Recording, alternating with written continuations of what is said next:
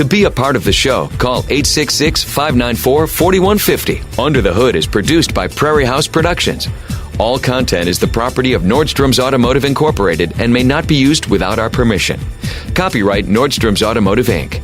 Now, let's go under the hood with the Nordstrom's Motor Medics. Welcome to the Under the Hood Show. We are glad to have you with us. Russ Evans is here to answer your automotive questions. Welcome to Under the Hood. Thanks for joining us. Shannon Nordstrom is here to do the same. Welcome, hoodies. Thanks for tuning in so we can help you tune up. And I would like to introduce myself. I'm Chris Carter, here to answer your calls at 866-594-4150. That's the number to reach us here. Good to meet you, Chris. It's good to be back. It's been a while. Yeah, it's like when the lead singer of the band comes back. I was off trying things. He had a solo act he tried and it didn't work out. India, try to find myself. Didn't find myself. You weren't with Aaron Rodgers in a tent, were you? We were in a yurt. Yeah, yurt. About 40 feet underground, a cave. We built a yurt in a cave, so it was real dark. Yeah, that's how we do it. Did you dance with him? Yeah, of course. Yeah. Of course. You have the face painting and everything. You did the whole. We did it to each other. We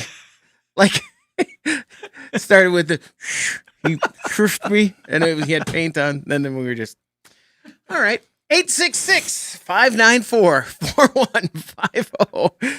Let's go right to the phones, please. Let's go to Mississippi and talk to Dexter. Dexter, you're on the Under the Hood Show. What can we do for you?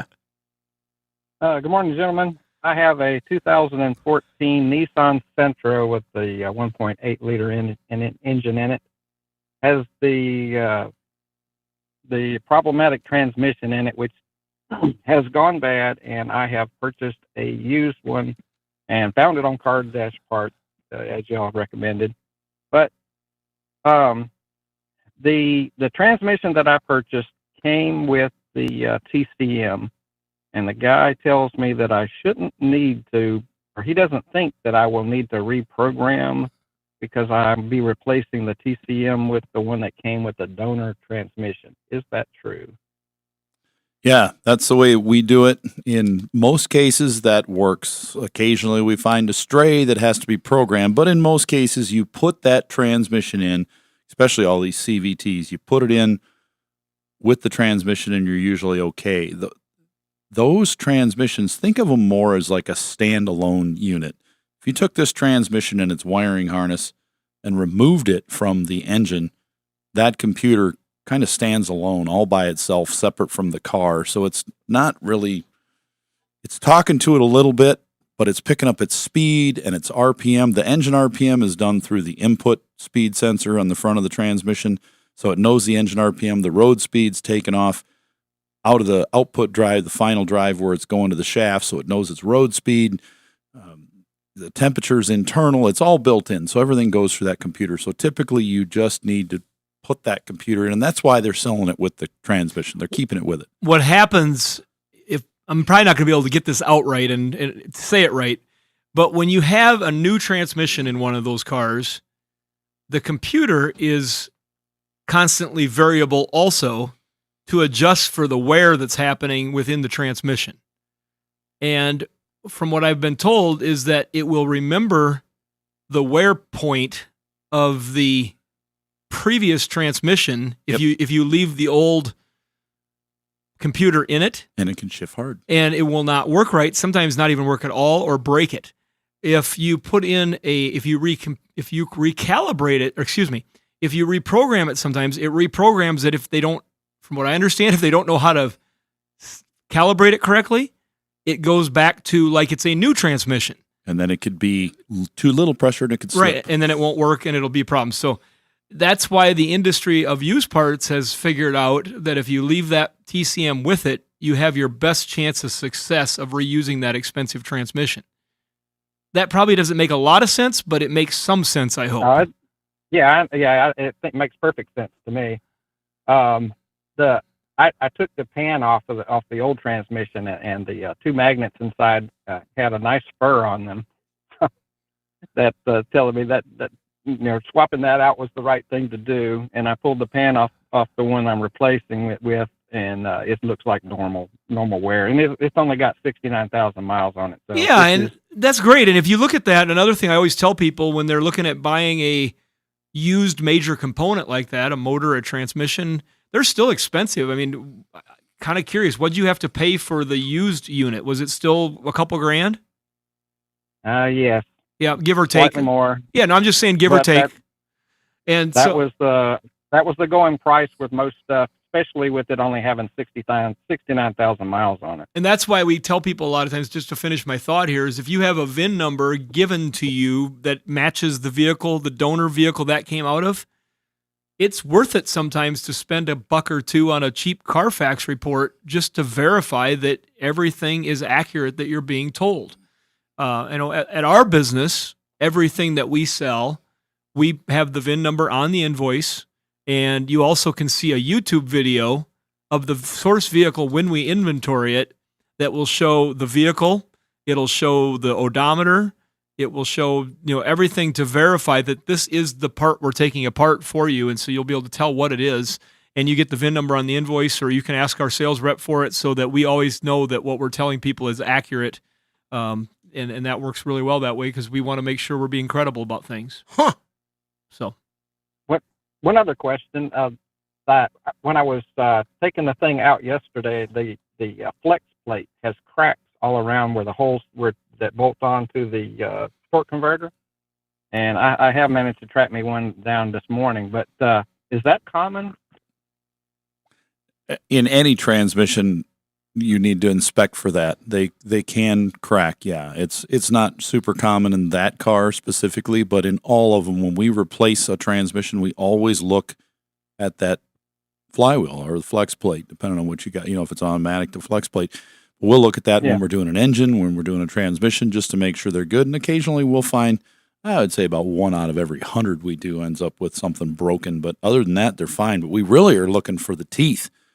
Are the teeth missing or chewed up for starter wise? We don't want to put something together and then have the starter not engage right. I believe that if you had a crack in that flex plate, you probably had another vibration or noise that you probably maybe had became normal to you, but you might have a much smoother unit when you put that back together. Dexter, thanks very much for the call. Good luck.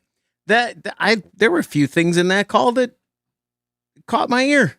Yeah. The memory of the engine is... Well, the transmission. Remember, but I mean the engine, remembering that the transmission is... Not every vehicle's like that. Right.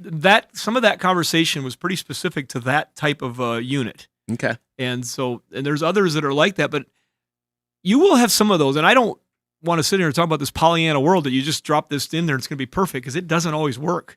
And sometimes you do have to have the VIN number in there to make sure that you have the right circuit, right, or the right module on the CAN bus network so that it accepts it. I hate to use things like a donor kidney, but I mean, your body has to accept it. The car has to accept this and say, you are welcome here.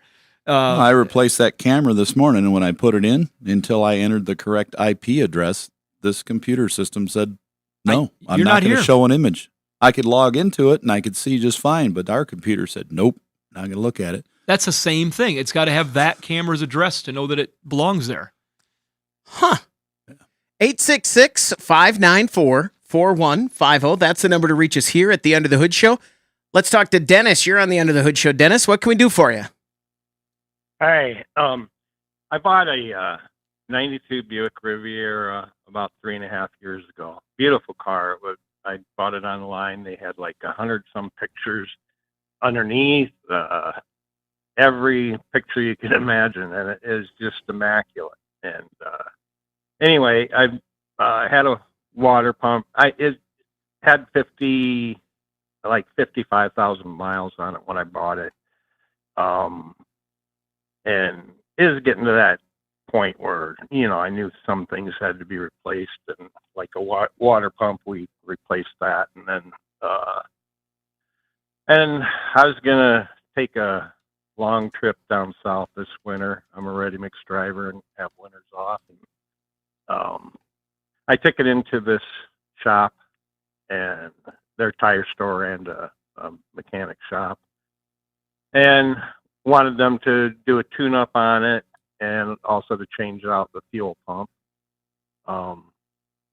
And they put new tires on it and brakes. And well, anyway, they did all that. and is in Sioux Falls, South Dakota. I lived and worked in Spencer, Iowa. So I had about an hour and a half drive back to Spencer. What kind of problems are you having with it? Well, I wasn't until they did that stuff. It ran great. I love the car. And now what are the problems? And well, I work 12 miles away from where I live, but when I got to back to Spencer, it was fine on the road. I'd get into town and slow down, and once the RPM drops, it start to sputter. Oh, and coincidentally, the place I took it to had a facility in Spencer, Iowa, and it stalled right like a half a block before I got to it, just as you're coming into town. So but it restarts, right? It restarts when it stalls. Well, it got to the point where it wouldn't restart. When it got to that point, like I'd have to wait like 10 or 15 minutes, and then it would start up again. Okay. And I'd have to put it in neutral and rev it up a little bit when I was coming up to stop signs or. Okay. Well, that sounds like a whole bunch of stuff. We're going to take a quick break, and we're going to recap this, and we're going to come right back to it. 866-594-4150. That's the number to reach us. We'll be right back on the Under the Hood Show.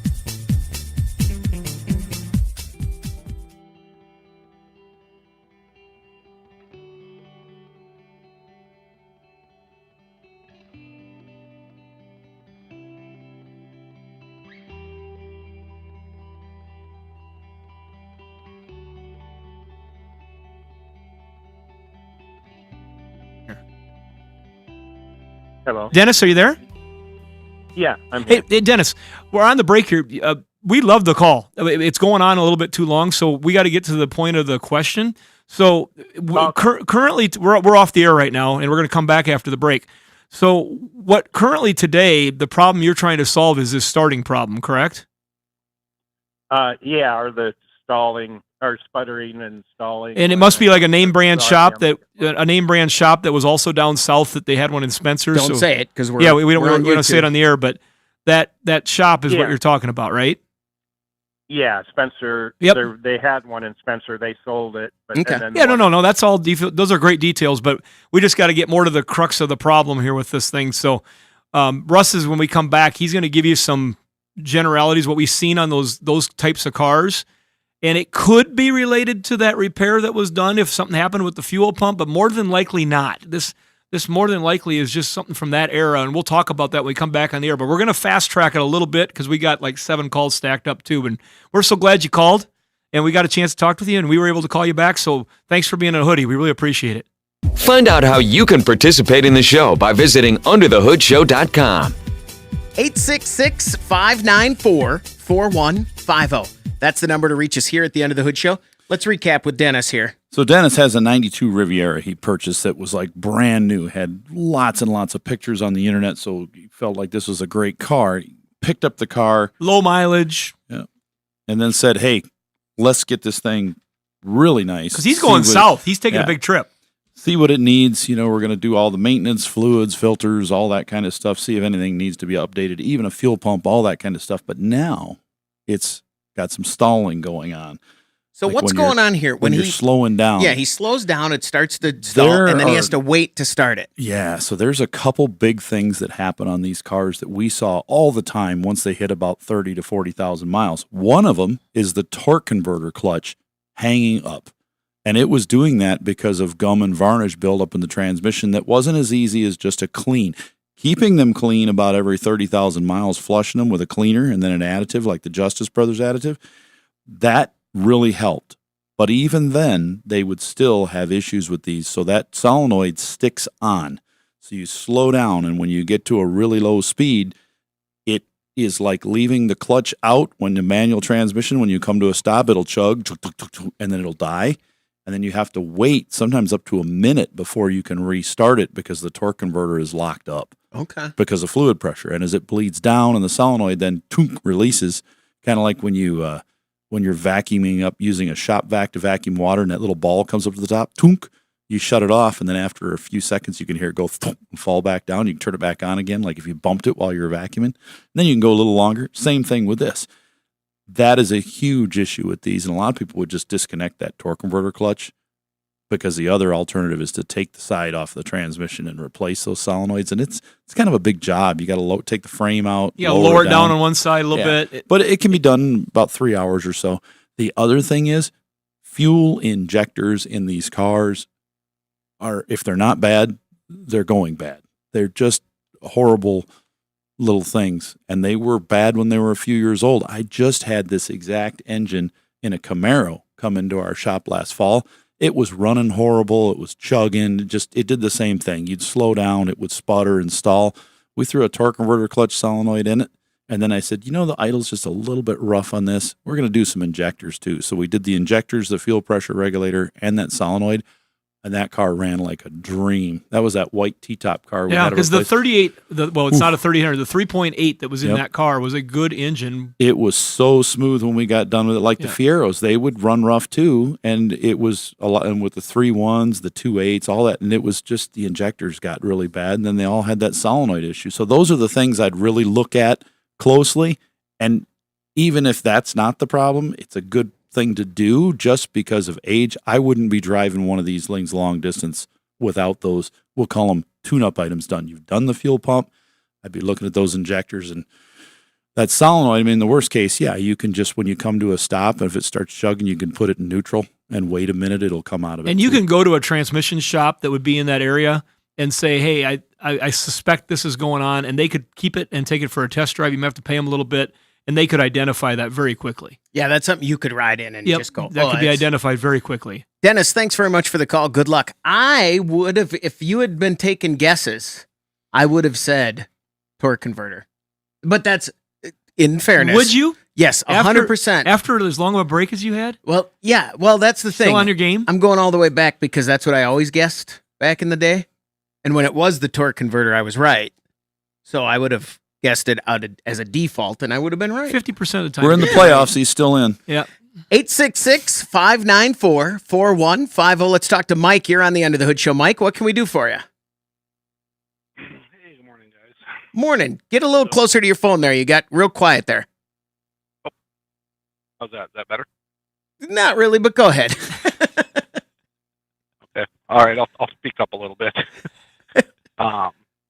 So it's kind of an electrical problem. I've got the 2016 GMC 1500 Denali half-ton truck. Nice truck, kind of a daily driver. I found a cheap deal on a new wireless charger. It goes in the console. It's the bucket seats with the console. So I was going to add, I'd pop the back cover off of the console, added the new lid to it that has that in, and it's got a wire harness with a 3-pin connector built right in. I figured I would probably be able to find in the standard OEM harness, there's probably a way to connect it. Like they probably wouldn't build that harness without that, just specifically for trucks that didn't have it. But I couldn't find a connector anywhere to connect to it. Kind of dug around in the harness. So it does have just a 12 volt cigarette lighter in the back on the back console. I can easily just kind of redneck it and cut the wires, patch it in, and supply 12 volts to that OEM wireless charger, and I'm sure it'll work. But nope, don't do that. Oh, here's why. Okay. Russ right away. He was on this one. That wireless charger is active 100% of the time. It doesn't care if it's charging your phone or not. It's putting out the magnetic field that charges your phone. It's electromagnetic, and it reads your thoughts. It's going to be power. Yeah, there you go. It's going to be power all the time. That's not where he was going, Chris. What's most important in this? So just you need to run it to a power source that's on and off, and you could do it on the radio on that. But my question, which is more important, this is an aftermarket wireless charger. Is the darn thing big enough to fit your stupid phone? No, Russ. I think he bought a lid. Oh, you bought the OEM? He bought a Yeah. used lid. Well, and wanted to throw put it away. on. You don't want it. You got to take the stupid case off your phone to even fit it in there. I got a brand new car, and you know what? And, Okay, Russ is All right, on hold his on, soapbox here. He lost himself in the question. You cannot get the wireless charger. We won't just work. lost Russ because he has an angst about something. But it won't work. Why put it in if it won't work? It won't. You know what I mean? It fits in there sideways, and then it won't charge. Here, let me answer your question. Junk. If you bought a used lid from a vehicle that had the wireless charger option, the harness is not strung for that. Because No. in the day, which is still the day, we have people that all the time that are in forums, chat rooms, they buy the entire consoles from us, Yep. and they want to get that option, and so they get that, and they get the harness. Just and- run it to a switch source, and you'll be happy. Yeah, I think so. You can figure that out. And by- if you've got a newer vehicle that does not have a switch source because the radio is 5 volts, which some of them, the way they work with the data, they make this thing. What's the name of the company, Shannon? I'm not with you. You bought the little adapter for the radar detector thing, so you could wire yeah, in that a was gizmo. Was it just, LS? No, just a second. It'll pop into my head here. So there's this adapter you Gen can buy. 5 DIY. Yeah, there you go. That company makes adapters. So like in mine, I got one of those for my cameras, and I just popped the console off. It snapped off on the top. I unplugged it. This plug this in, and it said, "Here's your 12-volt switch wires that were good for like 6 amps." That was enough to power all my cameras. Yeah, they have got some neat little All gadgets. 6 of them. There's other companies like that out there that make little gadgets that factory OEM plugins. Gen 5 DIY. Yeah, that's what it was. Mike, thanks very much for the call. Good luck. Yeah, I have a feeling that they don't put the new harness in. They don't put the new harness in until they've used all the old ones. Then they add the charger. I'll tell you my angst about wireless chargers after the break. We are going to take a break. 866-594-4150. You're listening to the Under the Hood Show.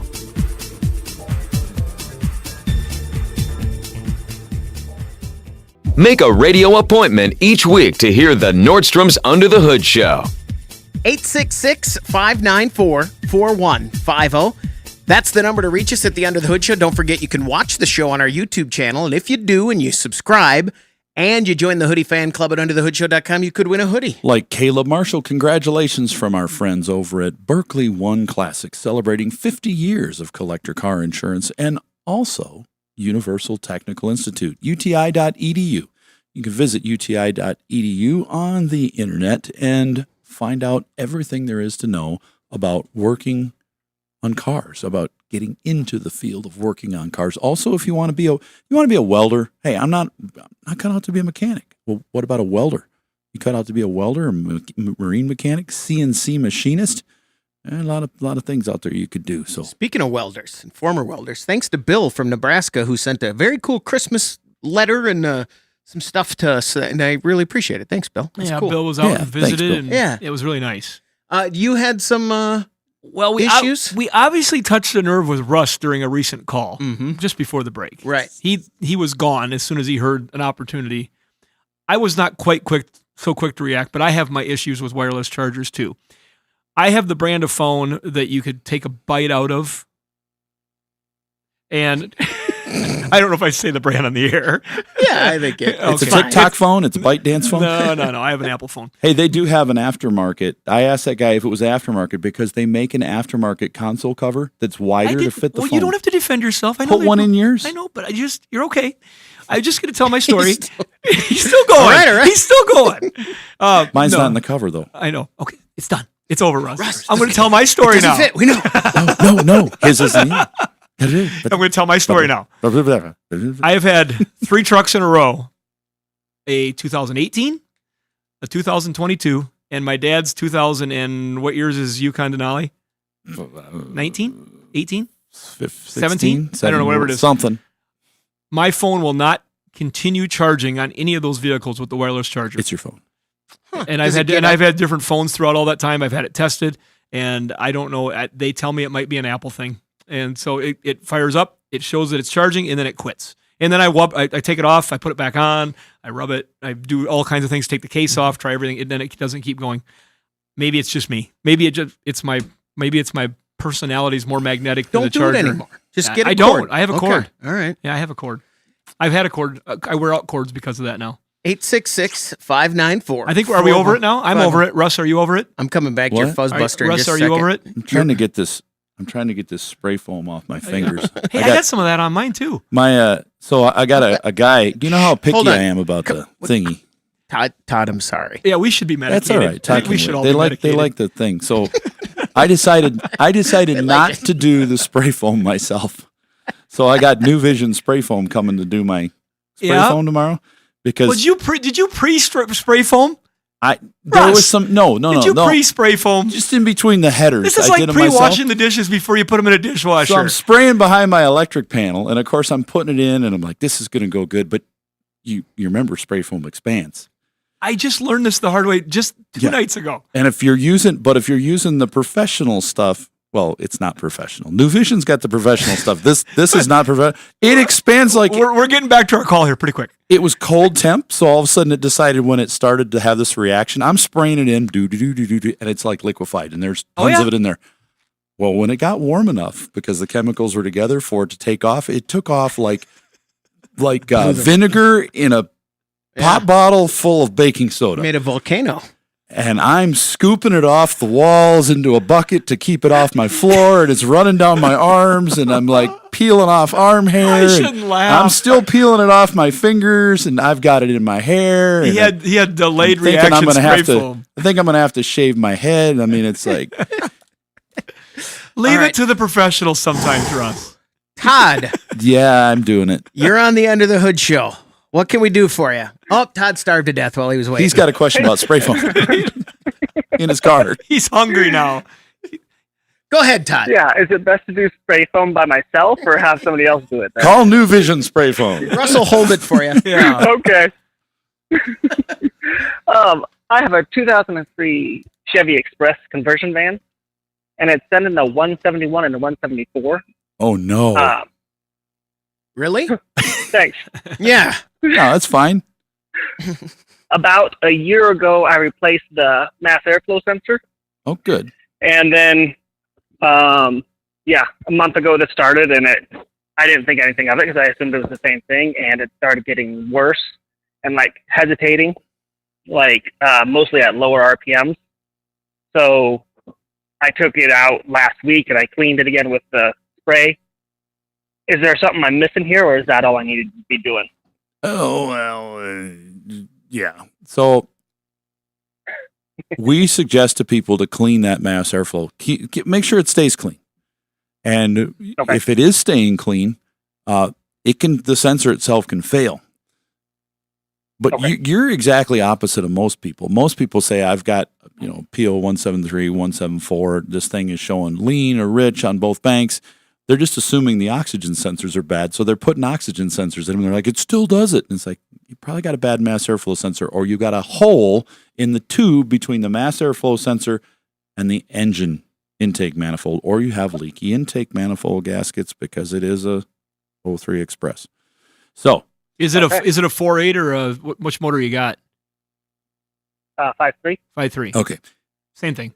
Just smaller, bigger. What I want you to do is you got to put a scanner on this that you can read data. And with the engine warm, you're going to get yourself a can of carburetor cleaner, and you're going to spray around those intake gaskets and watch and see if the fuel trims change. And I say warm because if it's set in the code when it's warm, if there's a problem with them leaking, most people are like, well, they only leak when it's cold. It's like, well, he's not setting the code when it's cold. It's warmed up in closed loop. It's set in the code. So if your fuel trims start changing a lot, you need to put some intake gaskets in it, because that's like having a leak in that tube between the intake and the mass airflow sensor. And it could also have bad oxygen sensors. They're good 80 to 140, 50,000 miles, they start to fail. I just had one yesterday that had 2 bad oxygen sensors, but that was because it had an engine that had some head issues, and it was leaking coolant down into the engine and causing this problem. Especially if you've had a problem and the oxygen sensors were good, then you have the problem, then they go bad in the meanwhile. Read your data. You've got 4 sensors. If the front 2 are, let's say, stuck really low, they're under 500, which means it's lean, over 500 is rich. If they're stuck really low, like 80, 90, 100, and they stay there all the time, but your back sensors are going around flipping all over like a fish out of water, they're like 900, they're 20, they're 500, they're 7, they're going back and forth. Those 2 sensors are telling you the truth. The front ones are lying to you. Or if it's exactly opposite and the back ones are stuck super low. Now, they should even out if your converters are working like they're supposed to, but if they're stuck to the max one way or the other, like if they're both stuck at 20 or both stuck at 900, something's wrong with those. But when those things short, they cause problems. But on a 03, I would replace all 4 of them. So we got a good baseline. You put the mass airflow sensor in, so it's probably good. Check those intake gaskets. I'll bet you might have some intake gaskets that have they're hard as a rock. They're flat. When you pull the intake off, you're going to find them. You can put an intake on that vehicle in a van in probably 2 hours, I would think. Oh, wow. You could pull it up. They're O-rings, so you just get it up high enough to get them off of there, pull them out, stick the new ones in, wipe off the surface with carburetor cleaner. Do not scrape it. Don't use any tools on it. Wipe it off with carburetor cleaner. That's all you need because an O-ring doesn't leave residue behind. It only leaves oil behind. If you scrape it, you could have a leak. O-rings need a 100% razor smooth surface like glass to seal against it. Any scrapes put in there by a plastic tool to clean gaskets will cause a leak. So leak is usually what we find in there. Use a rag? A rag, just okay. a rag. Okay. Put some gloves on, get a rag, carburetor cleaner, and wipe it, and they'll come clean as new. They might have a little stain on them that you think is something behind. It is not. It's still smooth. You'll feel it with your fingernail. There shouldn't be any marks in there at all. Todd, thanks very much for the call. Good luck. 866-594-4150. Let's talk to Jeff. You're on the End of the Hood Show. Jeff, what can we do for you? Hey, guys. Yeah, I've got a new noise from an old vehicle, and I'm pretty sure it has nothing to do with a cell phone or foam. Okay. You've been Try it, listening. but You've try been foam. listening. Yeah. I got to tell my spray foam story, and it's just embarrassing. Well, what I have, it's a 98 Ford F150, and I replaced the exhaust manifolds a couple months ago, and since then, I've got a new noise, and when I replaced it, I found out that I've also got a leak in the catalytic converter, which I haven't done anything about. But it wasn't until I replaced those exhaust manifolds I started hearing this. It sounds like the noise is behind me when I'm in the driver's seat, but it almost sounds like a damper flapping or a metal screen door blowing in the wind. And I don't know if that has any tie or relation to the catalytic converter or something else, but I never heard that before. Well, it's probably the noise you're probably hearing is very likely the converter itself. You've stopped the ticking noise from the exhaust, and now you're hearing the rattle of the catalyst bed inside the converter. I'll bet if you get yourself... Do you do a rattle noise? You did the ticking. No, that was the exhaust Right. leak I just did. But no rattle noise for inside. Just the exhaust leak. I want him to remember what he used to have. Yeah. If you put some heavy gloves on or get a rubber mallet and then smack that bottom of the exhaust system with the palm of your hand, you're probably going to be able to duplicate this if it's a converter bed. And it'll just... Because sometimes they break loose inside is what happens. I don't like to hit them too hard with a hammer. That's why I like to, it's pretty hard on your hand. So I use like some really thick gloves and just hit the bottom of that. And if you can duplicate it, get somebody else to listen while you're banging on it, but go around. It's probably either going to be in one of those two converters up there or going to be in the muffler itself. It could be the shield that goes around. Yeah, exactly. You might have moved things around enough during the process that something got changed, and you might just have to move it. Just reshake it a little bit again. Look at your mounts, because you do have to get in a little room there to get that manifold out of there, and you have to move things a little bit, right? Yeah. Does that help you out there, Jeff? Yeah, give me something to check into.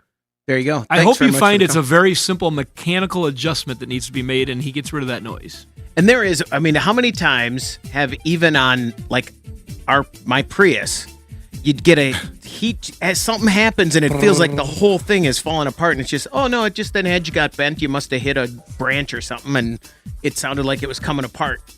We're going to take a quick break. The phone number to reach us, 866-594-4150. When we come back, we want to hear from you on the Under the Hood Show.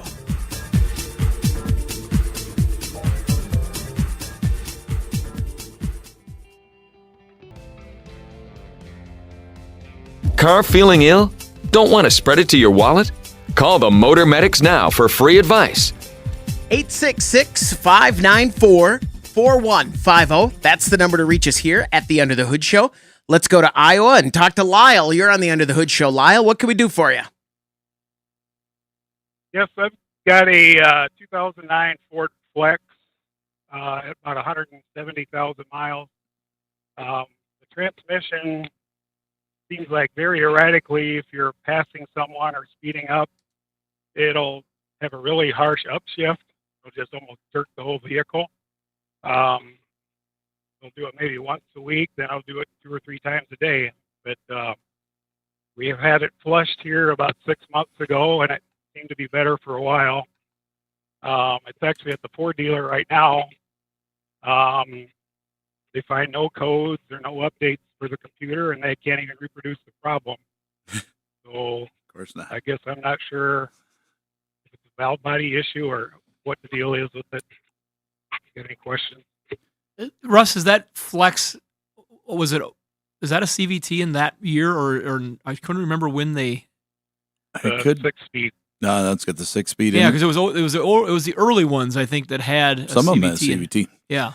So, yeah, I would save your money and prepare, because it's if you're going to keep the car, it's going to be a transmission time. Something is coming apart in there, wearing and causing this, and it's temperature related, time, driving, all those things. The fluid change, keeping the valves freed up in there, will help even out the pressures for a while. But typically, like if we have one that's doing this, the few that we've pulled apart that were acting this way on occasion, where we pulled the pan off and looked, they were full of metal fur. They had tons of stuff in there where there was no. When that happens, when we see those, there's no just fixing the valve body, because there's contamination throughout the transmission, and then you're just buying your time until it's time to replace it. But when you get something that's intermittent like that, and you're getting no codes. Now, if you're getting a code like a range position error code or something, that's different. Those are things you can fix. So where you've got an intermittent electrical issue, which would throw a code. But in your case, I'll bet if they pulled the pan off it and inspect it, they're going to find some stuff in there. And you could take, if you've already changed the fluid in it, you could take you've got to have a bigger pan. Like we have a big funnel that's like 4 feet square and a clean pan. Try to keep those things clean, because you might need them for fluid someday. You pull off the pan, you dump it into this clean pan, and then we can pour it in our bucket and pour it right back in the transmission. If the pan is clean, if not, like our pan, if it's not clean, you can't go dumping that fluid back in. And that fluid could be, in some cases, $150, $200 in some cars. Oof. So we put it right back in. But we get to pull the pan off and inspect it on the vehicle. And if we find we're like, ooh, nope, let's just put it right back on, fill it back up, because start saving for your transmission. Don't try to make Or something. for trade-in. Yeah, well, whatever you want to do. But then remember, if you trade it in and you had a problem like this, you might be the person who buys the car next. I've had a lot of customers do that over the years, and they come in, they're like, I bought a lemon from this place. Karma. No, you didn't buy a lemon. You bought your problem back. Your car now probably works perfect. You traded it in, broke. It's working perfect now, but this one's not. Yeah, I think Russ is right on the money here. If you did a flush the first time with a flush machine and they've never had the pan off of Flex it, flush. You need to probably get that inspected if you want to really find out for sure. If they pull that pan off and it's crystal clean, no fur, metal fur, as we've been calling it during the show today, yeah, then you might want to dig a little deeper. Maybe for fun you put a mass airflow sensor on it or something. But maybe there's one intermittently spiking, but it would be unusual without throwing a code. Mm-hmm. Does that help you out there, Lyle? Yeah, I think they did flush it. Did not have the pan off when they flushed it, so it'd be the next step probably. Good luck. Thanks very much for the call. 866-594-4150. Speaking of flex, like Flex Seal, like expanding stuff Russ was talking about earlier during the show. Seal. I did something in the garage, which doesn't always happen during the week. And I got some new wheels and tires on my truck, and they're a little wider and their offset's a little different. And we were pretty sure that it would be really close whether they would rub or not. And so I got a rub when I turn right and back up, and I can see a shiny spot on my inner fender on the back right rear. So I'm like, all right. So talking with my friend down at the repair shop that put the wheels on. He said, get a heat gun. And so I got my heat gun out and I warmed it all up and kind of pushed that piece. There's a hard plastic protector back there that it was hitting on. On a front wheel? On a front wheel, yeah. The rear section of the inner fender liner on the front wheel. On my truck, there's like the bump out. No, it's just like on the inside of it, there's like a shoulder plastic piece that goes on, and then it protects that fiber liner. I got the fiber liners inside there. I don't know what's up with those. And so I was like, I could see where it was rubbing, and I was really happy with it. I pushed it in, and I took it out, and I'm like, oh, darn, it's still rubbing. Heck with it. I'm going to take the razor blade while it's warm. I'm going to cut that piece off. So I cut it off, and I cut around the bolt so I could keep it solid. I was so happy with myself the way I cut it. This is not going to make any noise. But then I looked, I'm like, oh my gosh, I just created a hole right into a place that's going to create, rust. That's going to catch dirt and grime. So I got to put something in there. I look in my cabinet and I'm like, I got some undercoating. What do I got here?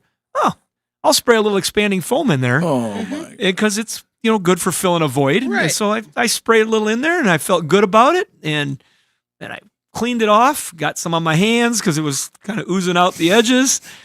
The next morning I backed out of the garage. Big old noise. Well, the foam had expanded more. Right. And it pushed the piece of plastic out further that was left.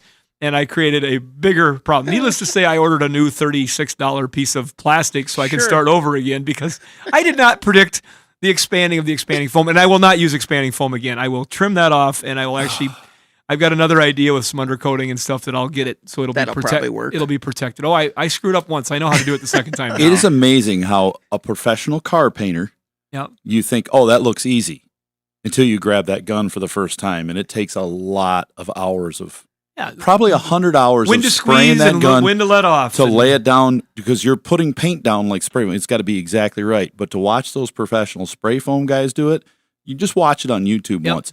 They're laying down just enough that they want it to expand to 1 inch, 2 inch, 3 inches. They know exactly how far to pull that trigger and how fast to move their arm to get it, and it's perfect. You obviously haven't had the use on your truck. I don't know. I don't know how to do spray foam. I'm not a professional. Let's go to South Carolina and talk to Greg. You're on the End of the Hood Show. Greg, what can we do for you? Hey, guys. I got a Christmas present for you. Hope you feel better. All right. I talked to you guys a few months ago about an 06 Ram with a 3.7 that I had a constant misfire. Yeah. And I've thrown every part I could, and I was so despondent. And I had actually tried to do a bleed down on everything, and my little testing bleed down rig's about 40 years old, and it pooped out. Well, you guys made some good recommendations, but Shannon had said right at the end, he goes, you need to do a true bleed down or leak down on that cylinder. And I couldn't get it out of my head, so I re-rigged, got my rig together. I pulled the valve cover, popped those rocker arms off just to make, by God, sure it is sealed. There's no cam overlap or anything. And I put the air to it. I didn't even have to do a bleed down. Air was just blowing out of my exhaust pipe. So I popped the head, and number 2 exhaust valve was burnt. So the lesson there is listen to do Shannon. some diagnosis. Don't throw parts at it. Do a little diagnosis and eliminate things, and life will be good. So I went ahead and just got a rebuilt head out of a company out of Florida, Clearwater, Florida, looked like a brand new head. I probably could have stuck a valve and did a valve job, but I said, nah, just fix it right. And man, it runs like a Cadillac. It's never run this well. So that's awesome to hear. The lesson learned. Well, and the only reason we know that is because we've seen it enough times happen where, because we're selling engines and we're taking cores apart, and I've had my own personal experiences, and that's something that when you've tried everything, then it's like, did anybody check the base? And in this case, the base is that cylinder healthy? So I'm glad that worked out for you. It's also a good thing that you could do that work yourself, it sounds like, because for a lot of our hoodies listening, they would have had to pay somebody to do that, and you're talking about thousands of dollars worth of repair, where you did that, and it probably cost you, buying the head, doing the work, probably less than $750?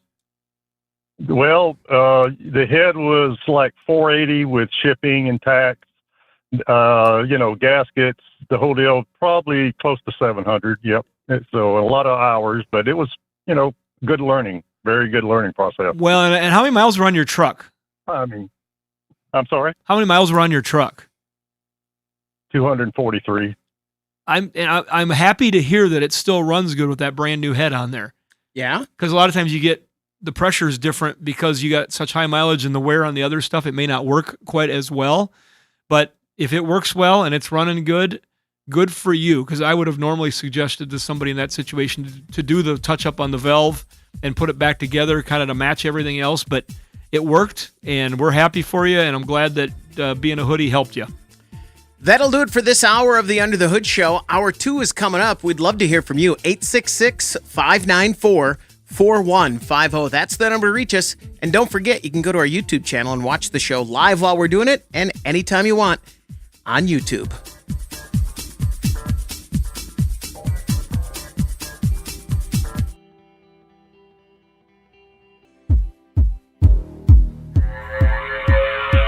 You're listening to the Nordstrom's Under the Hood Show with the Motor Medics, Shannon Nordstrom and Russ the Super Tech Evans. Shannon is an ASE engine and parts specialist, and Russ is an ASE Master Certified Technician with extensive factory drivability training. Join the Motor Medics for fun and free automotive advice with real-world solutions to everyday automotive problems. The Under the Hood Show is heard weekly on this and other great radio stations across the U.S. Find out how you can participate in the show by visiting underthehoodshow.com. With Russ Evans, this is Shannon Nordstrom, thanking you for tuning in to the Nordstrom's Under the Hood Show. Have a great day, and remember, PTLA. The opinions heard on this program, based on the many years of experience of Russ and Shannon, are offered for entertainment value only and as a guide to your repair needs. No claim to repair or cause is given or implied. Always consult with your own certified technician and follow all safety procedures before attempting any repair. To be a part of the show, call 866-594-4150. Under the Hood is produced by Prairie House Productions. All content is the property of Nordstrom's Automotive Incorporated and may not be used without our permission. Copyright Nordstrom's Automotive, Inc. Now, let's go under the hood with the Nordstrom's Motor Medics. Welcome to the Under the Hood Show. We are glad to have you with us. Russ Evans is here to answer your automotive questions. Welcome to Under the Hood. Thanks for joining us. Shannon Nordstrom is here to do the same. Welcome, hoodies. Thanks for tuning in so we can help you tune up.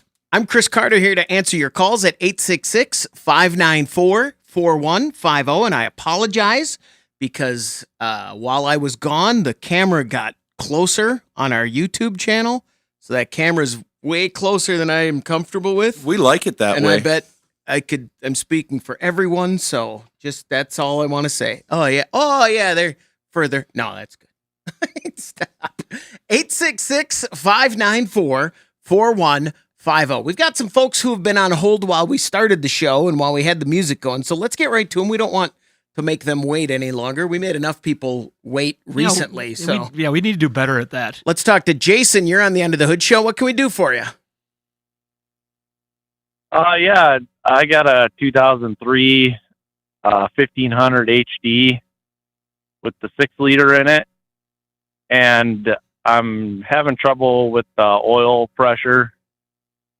It's when you start it up, it says the oil pressure is low, and it will eventually get some pressure in it and do okay when it warms up more.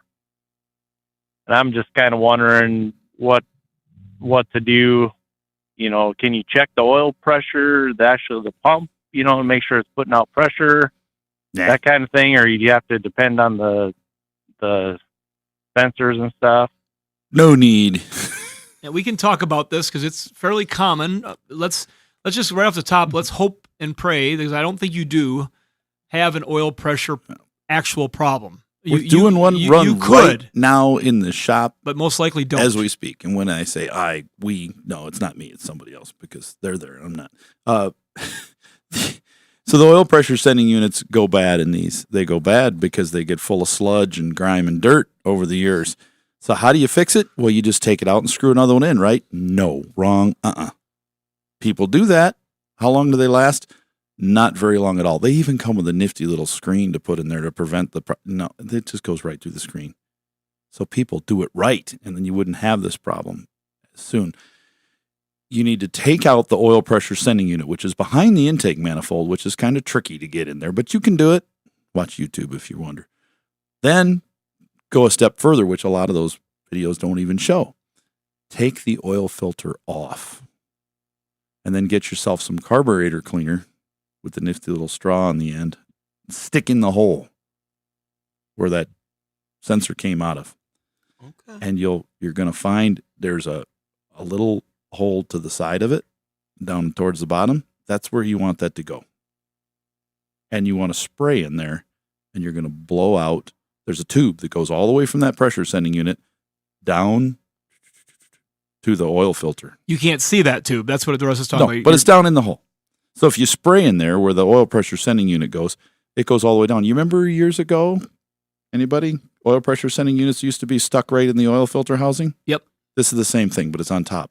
Okay. Why didn't they just stick it in the housing on the side? They could have, but they didn't. So they put it all the way up at the top on these GM LS series engines, but you blow out that tube and it's going to be full of goo and junk. When it comes out clean, then you put your filter in, you put your new sending unit in, you put a new oil filter on it, you change the oil, you're good to go. But if you don't blow out that tube, you've got 2 feet of a 1/4 inch hole that's full of sludge.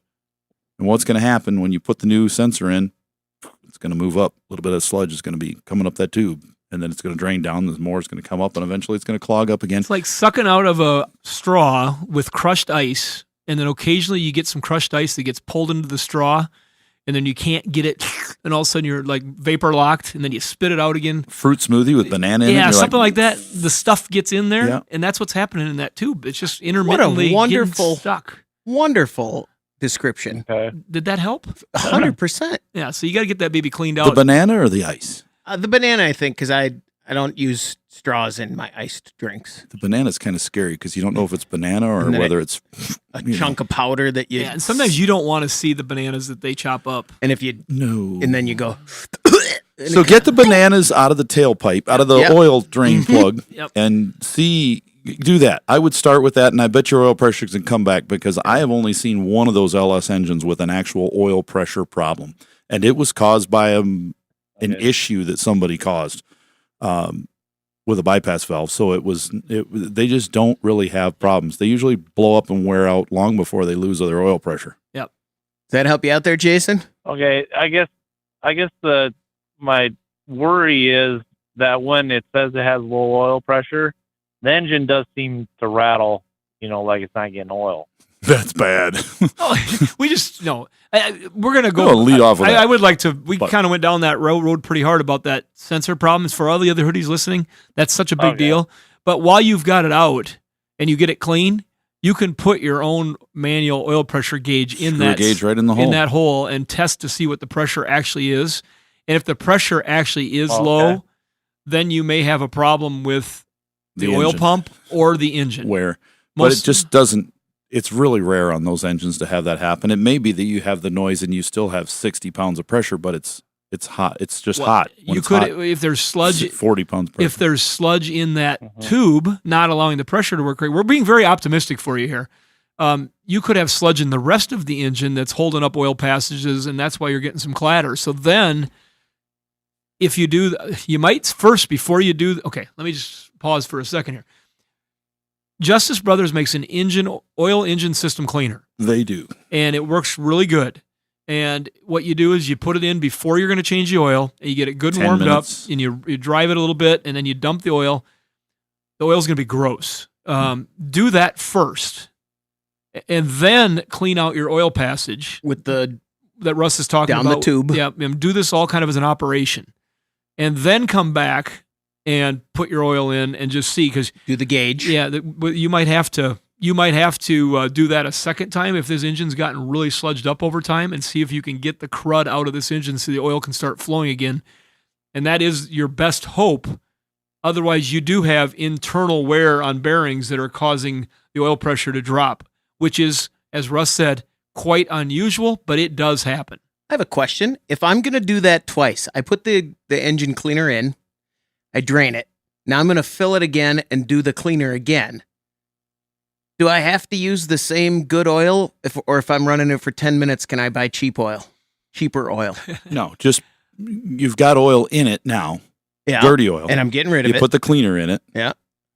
and then change it. And then I'm going to do it again. Yeah, though. if he was going to do it a second time, it was really bad. I would just buy the You can cheapest get oil. cheaper oil, but it's still got to meet the minimum specs for Sure, the engine. sure. If it's Yeah. 530, But 020, I'm not buying the highest dollar oil on the shelf On if that I know that middle I'm going to be one. running it for 20 minutes and dumping Right. it back out again. Okay. Is that now are you good, Jason? We made you happy, then we had to make you a little bit sad again, but then happy. We should have asked you. I We should have really asked you right appreciate away. it. We really should have asked you right away if it was clattering or not. But if it's clattering, that's what we got to do. There you go. Jason, thanks very much for the call.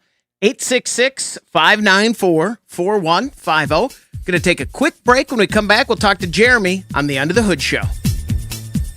Get your planner out right now and schedule your next radio appointment with the Motor Medics. 866-594-4150. That's the number to reach us here at the Under the Hood Show. Let's talk to Jeremy. You're on the Under the Hood Show. Jeremy, what can we do for you? Hey guys, my wife has a 2012 Subaru Forester. It's got 246,000 miles on it. It's pretty good. Yeah, it's been a real good car. She's had it since new and regular service and everything. Last year or so, mainly when she's driving in town, come up to a stoplight or a stop sign and push the clutch in, and then it would die. Doesn't have a problem getting it started again, but it has a check engine light, and then the traction control light comes on, and the cruise light will flash.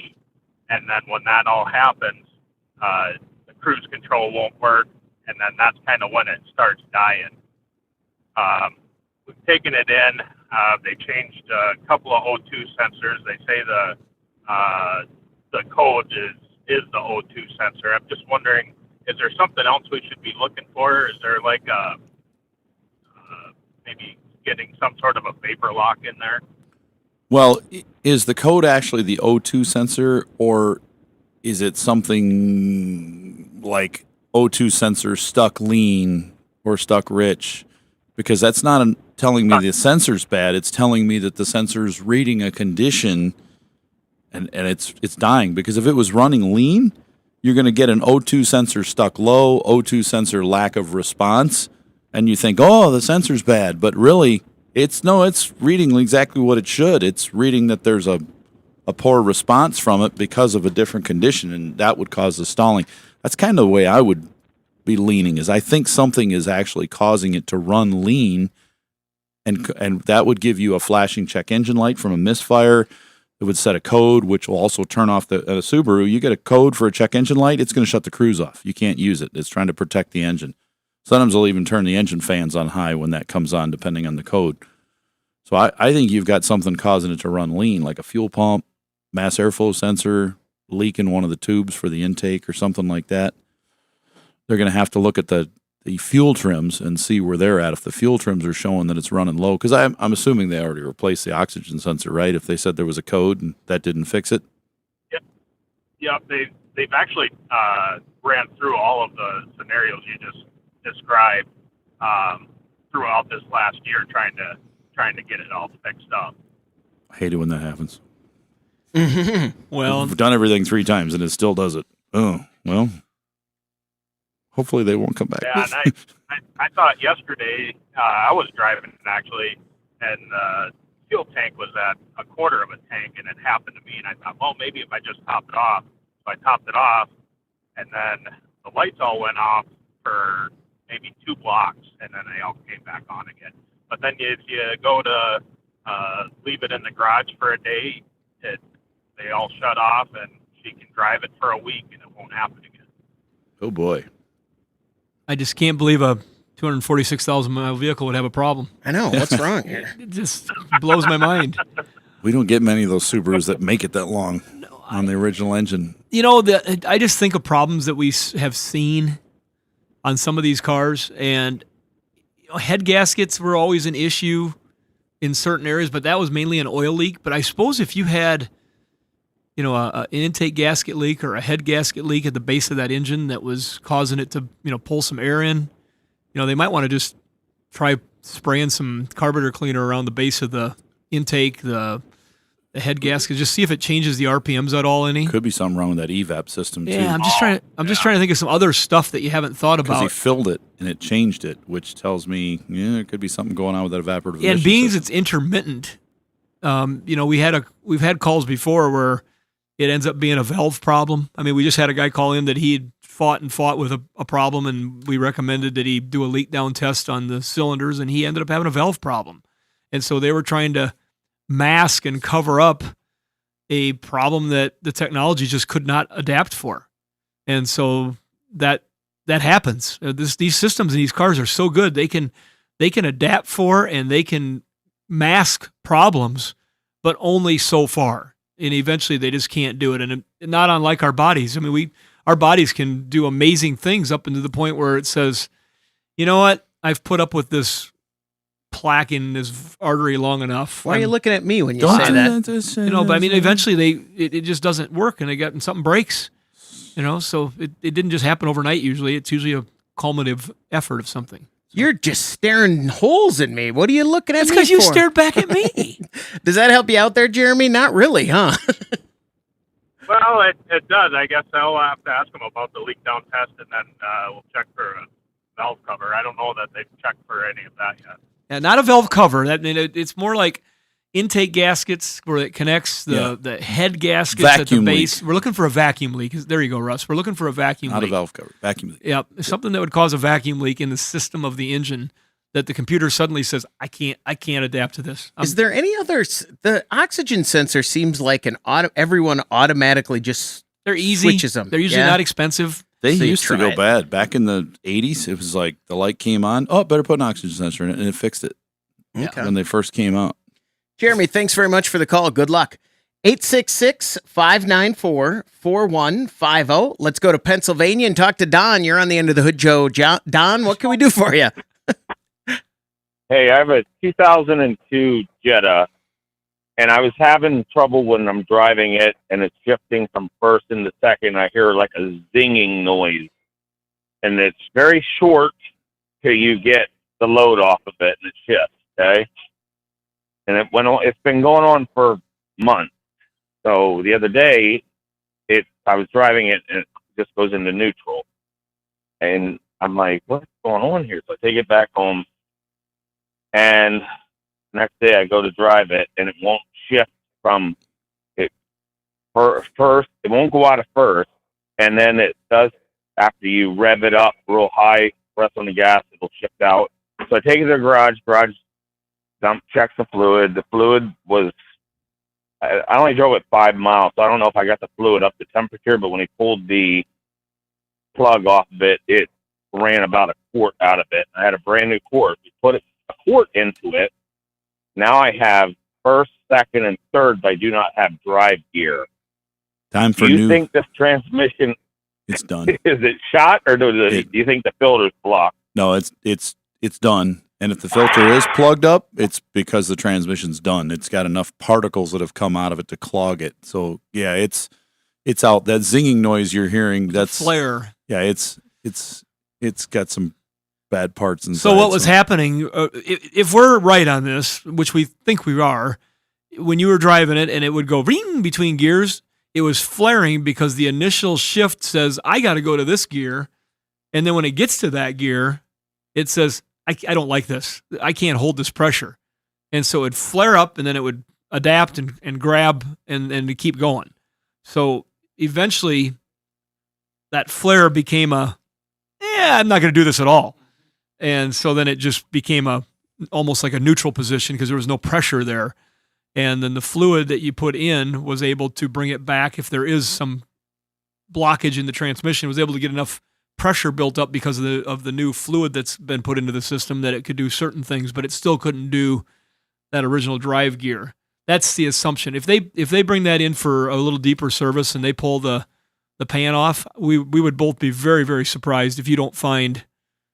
We're going to use the term fur again in there, but furry metal. You're going to find some material in there that doesn't belong, and it's because it came out of the clutch packs in the transmission, and that's not good. Now, that's a big assumption based on what you're describing, but I think we're pretty high probability of being right.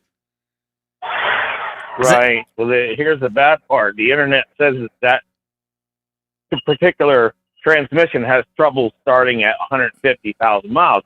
I only got 154 on it.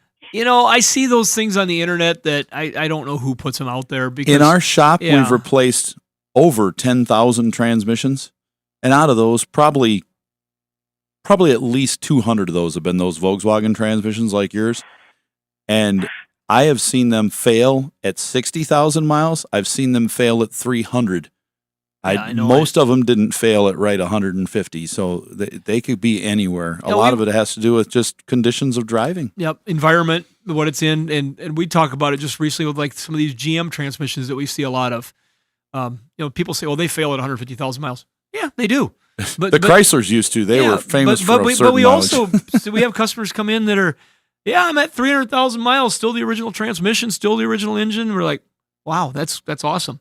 And so it has to do with how the car's driven, maintained, environment. When it was new, did they, not, in that era, maybe everything wasn't perfect when it got assembled, and maybe it had a little different adjustment or one bolt torqued a little different. I mean, who knows? There's just a lot of different things that can come up.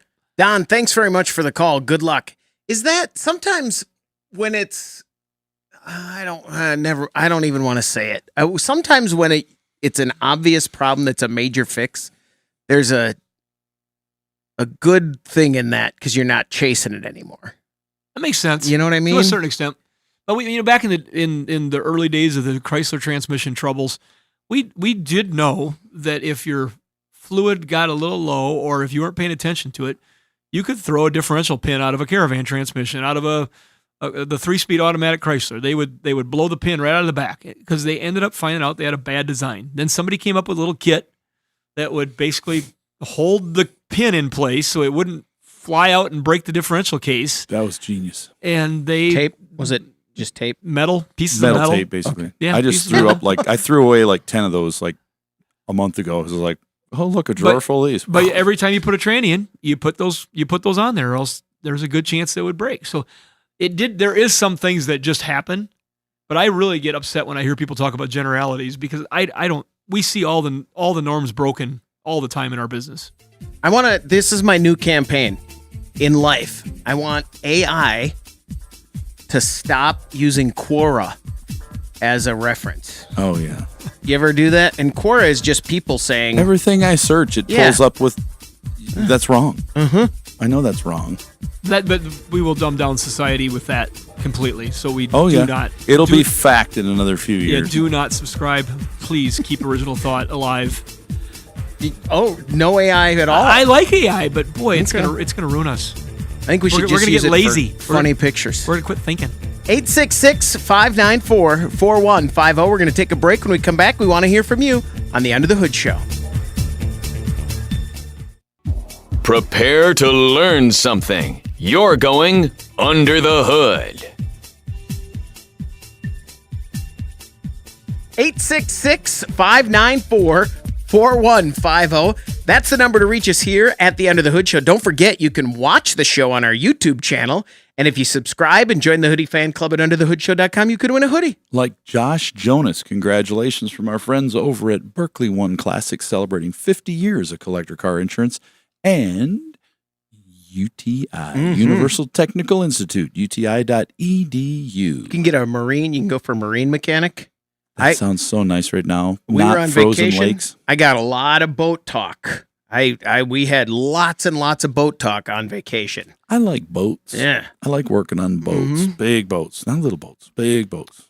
My son said driving boats 8 hours a day is a pretty dang good job. He likes it a lot. He likes it a lot? Yeah. Well, Josh Jonas, is he one? I don't know. It's a good question. Do you think he's JJ or J2? What do you think his nickname is growing up? I don't know. Okay. Because it's not Josh. No one calls him Josh. Of his friends, there's no way. Well, there's one less of them, right? What's that? The Jonas Brothers. Yeah. There's one we don't know about. Maybe it's Josh. Maybe it's him. Josh Jonas. 866-594-4150. Let's go to Indiana and talk to Jim. You're on the Under the Hood Show. Jim, what can we do for you? Hey, guys. Thanks for taking the call. You bet. Hey, you guys helped me out about a month ago with my old 73 Trans Am. We played the game, and I received my hoodie. Wanted to thank you guys for that. First off. Bet. We didn't receive the Trans Am though. What's wrong with this trade? Right. See how that works? I like it. Yeah, well, that's good. Well, congratulations. Have some fun with us.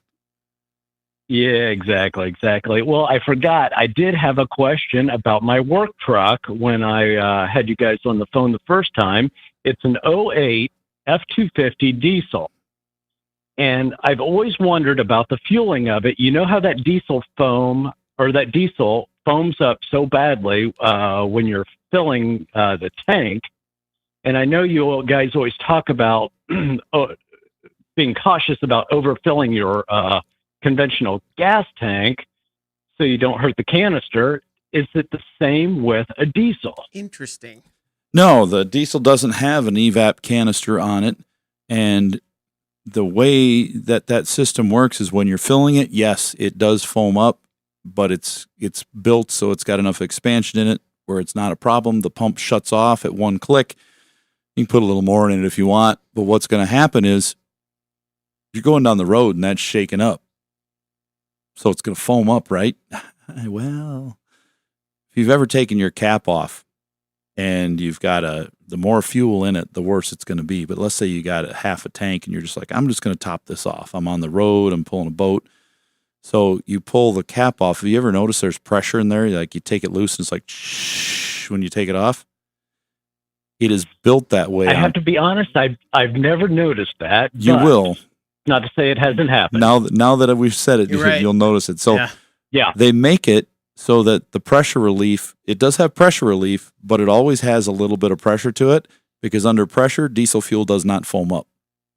Okay. If it did, you'd have a Gotcha. problem with it getting into the engine. So they have it under pressure. So like when it goes into the injectors at thousands of pounds, it would be foamy. You don't want that. So And that's why a lot of people add the aftermarket fuel perfectors or whatever. What's the proper there's term? a lot of different ones. Like Hot Shot Secret has a cetane booster that goes in there and a cleaner for I the wasn't even thinking injectors. about that. I was thinking about the guys that had the Cummins that used to put in the fuel rail. Oh, you're talking about not additives, but you're talking about pressure devices, the air dog. Air dogs. To get- they would perfect the fuel before it went in to try to make sure all the cavitation has gone out of it. They pressurize it and deliver the right amount of fuel to the engine. Otherwise, you can have to foam. try to get rid of the bubbles and You don't want that. You want a smooth flow of fuel into there. Yep. So you need a little pressure on the feed side instead of just the vacuum that's going into the engine, where you could develop foam and cause the engine to stall and scoring of injectors and things. So yeah, it's the foam goes away. You just fill it up as far as you can and throw the cap on it, and you're good. But if you don't have the right cap, it'll spill everywhere going down the road. And the reason why I ask you guys, because I've done an experiment. I have actually put in an additional 4 gallons of diesel after it clicked off initially.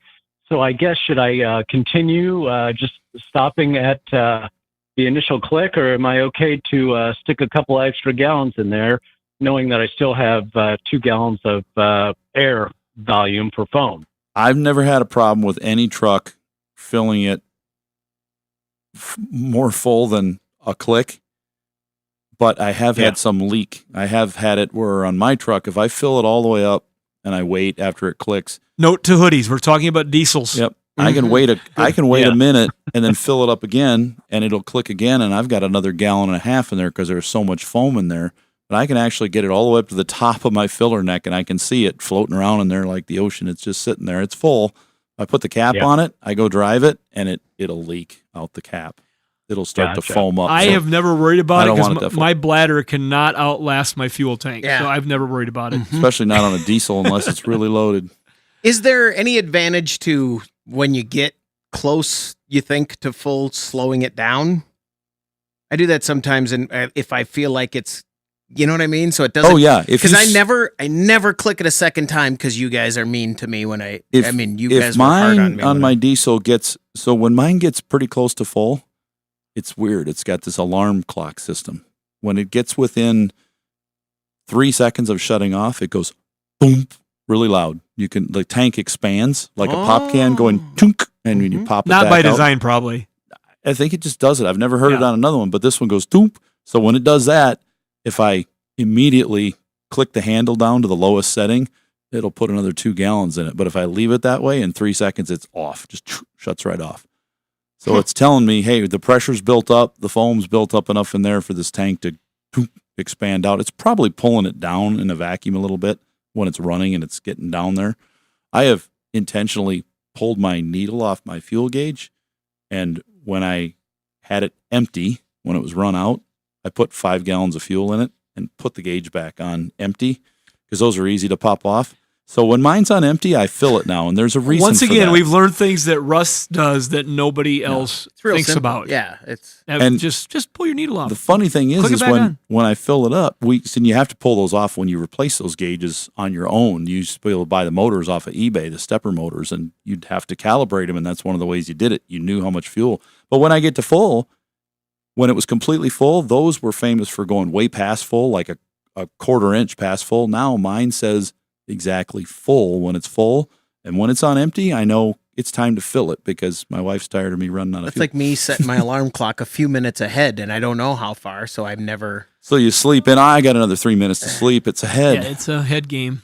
Yeah, that's all it is. Jim, thanks very much for the call. Good luck. You can wait till summer if you want to Send the drive Trans Am. Hey, thanks for telling us about your Berkeley One Classic and enjoying the hoodie from Berkeley One. Were you going to try and guess the color, or did you remember it? I forgot. Let's keep moving. I'll be embarrassed myself. 866-594-4150. Let's talk to Grant. You're on the Under the Hood show. What can we do for you? Morning, gentlemen. I had that old Ford Explorer last week that wouldn't start.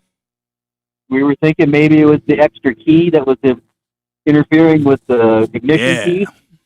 That was our theory. We got rid of that key out of the way, and it was at work, and I didn't move it far enough away, I don't think, and it wouldn't start, so I moved it to the opposite side of the shop, and then it started. Okay, problem solved, right? So I went home, go to start it the next morning, it wouldn't start yet.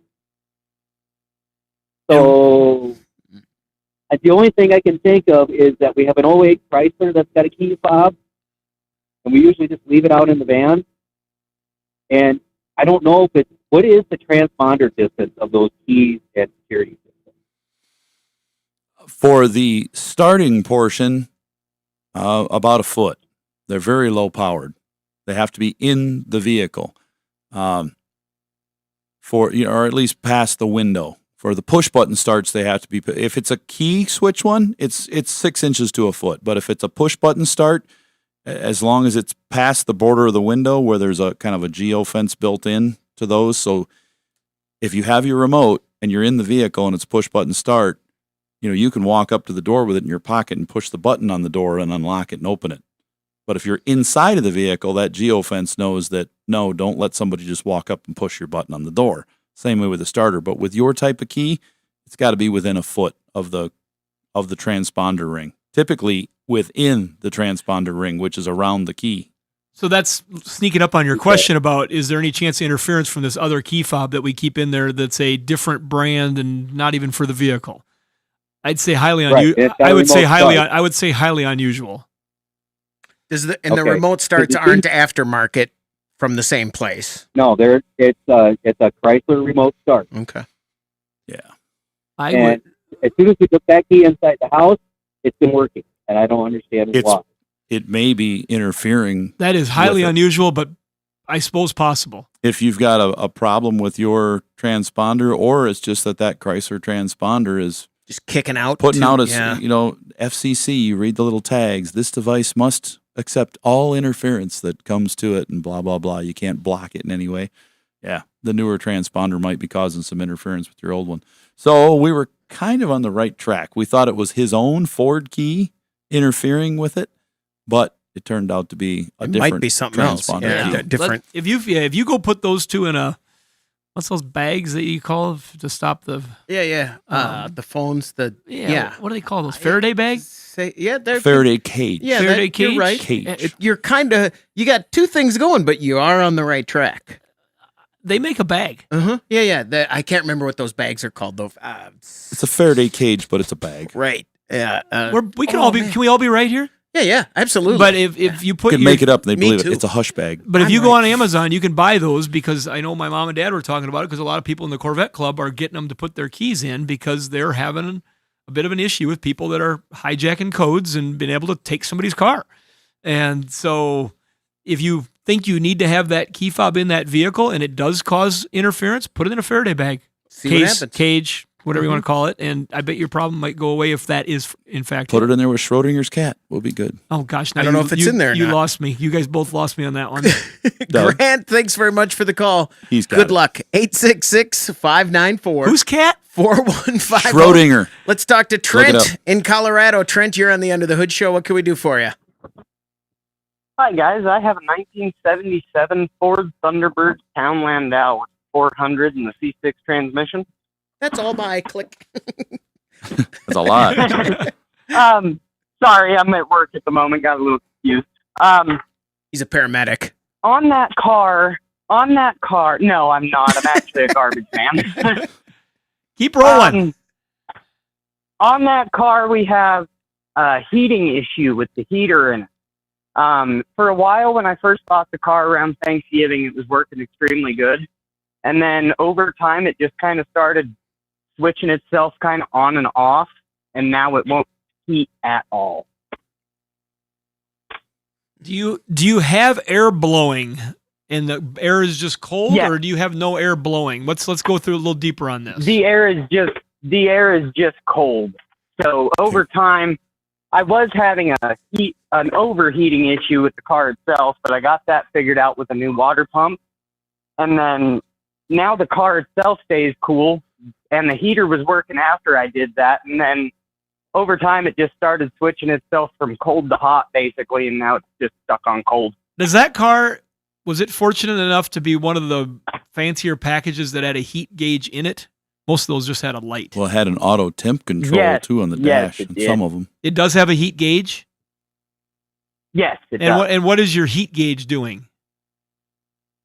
It really doesn't fluctuate much more than about 190 usually. What about the temp control on the dash? I have an- Does it have an auto position on it? Does it say auto on the control? Or is it good old No, it good old doesn't, slide but it does good old have slide the levers?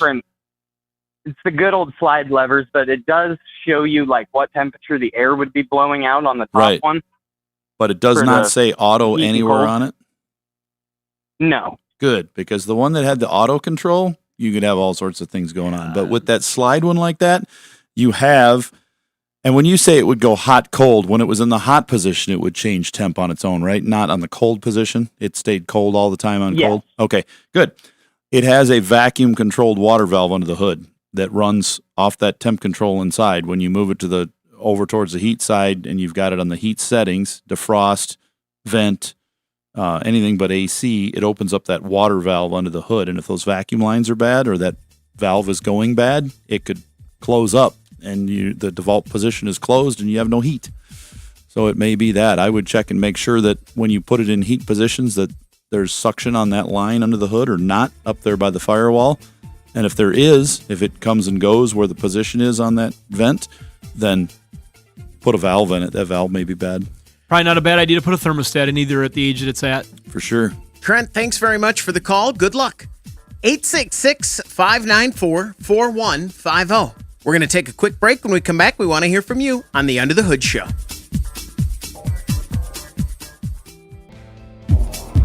Be sure to visit our website for news, contests, and previous shows at underthehoodshow.com. Welcome back, everybody. It's time to get back under the hood with the Motor Medics. 866-594-4150. That's the number to reach us here at the Under the Hood Show. Let's go to Mississippi and talk to Andy. You're on the Under the Hood Show. Andy, what can we do for you? Hey, how you doing today? Fantastic. I got a 2017 Ram 2500 that the heater just does not get hot like it should. I have replaced the water pump, the thermostat, flushed out the heater core, and it just doesn't get hot. Probably a vacuum valve just like the last call. It is not. Same Nope. thing. Chris, Exactly the Chris, same. it is not Yep. like the last call at all. Same thing as the one I have in the shop right now. Time to pull the tash and put a new heater core in it And while you're checking the doors inside to make sure they are moving completely, there are dual doors in there with a little cam gear system, and they break. And also the heater cores plug up, and there is no flushing to them. We can flush and flush and flush, and they may get a little better. You can again, when you flush them, you're going through it, and you're thinking, okay, I got a good flush going, but all you're doing is just skipping it. You're just passing right through. You're not You're going. not through going the core. through the core. You're going right out one side. There's a hole in there, and instead of going down and all around through every core and out, it's just going right back, bypassing it. And it's made that way. So to make sure of this, you're going to want to get a temp gun and be able to look and see what are you producing for heat in and out, and if it's the same, you're not removing any removing any heat out when it goes through the core. So you can confirm that your vehicle's getting up to temperature with the a thermostat. We'd recommend a motor rad if it's a thermostat problem, but you want to make sure everything's getting up to the proper temperature. And if it is, and it's going in and out of that dash the same temperature, that's not the answer you want, but you've got more than likely a heater core and it's not uncommon in those vehicles for some reason. Nope. Yeah, I'm doing one right now. Got to So pull you're the whole saying dash. the heater core has a bypass? No. All heater cores, the way they're designed, the tube comes in and the tube goes out right next to it. And there's an open space in there. And if the core is working properly, the coolant goes in all through all the fins and out the other. But when that core starts to plug up, it just goes right around in a loop.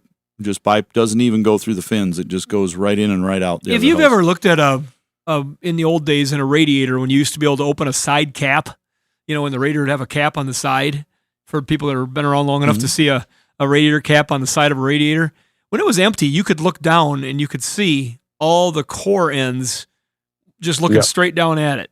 I'm just doing this for other hoodies. I got one on YouTube I cut in half so people could see how they clog. Yeah, that's a great. Go to the Under the Hood Show YouTube page. Mm-hmm. But just for people listening, that stuff basically is supposed to come in and then it goes down that side and it cascades through that whole surface area. And when they start getting plugged, eventually from the bottom up as sediment gets into them, they start filling up those cores. And so before you know it, it's a quarter good, it's a half good, it's 3/4 good. And before you know it, it's just passing it along the top and coming in and going right back out. It's not cascading through the core. And that's a good chance that's what's happening. But before you go rip the dash out, because it is a big job, it's a tedious big job. You want to make sure you're checking your temperatures to make sure you are getting the right temperatures created, and then proceed to not be happy about what has to happen next. Andy, thanks very much for the call. Good luck. 866-594-4150. That's the number to reach us here. Let's go to Minnesota and talk to Joel. You're on the Under the Hood Show. Joel, what can we do for you? Yeah,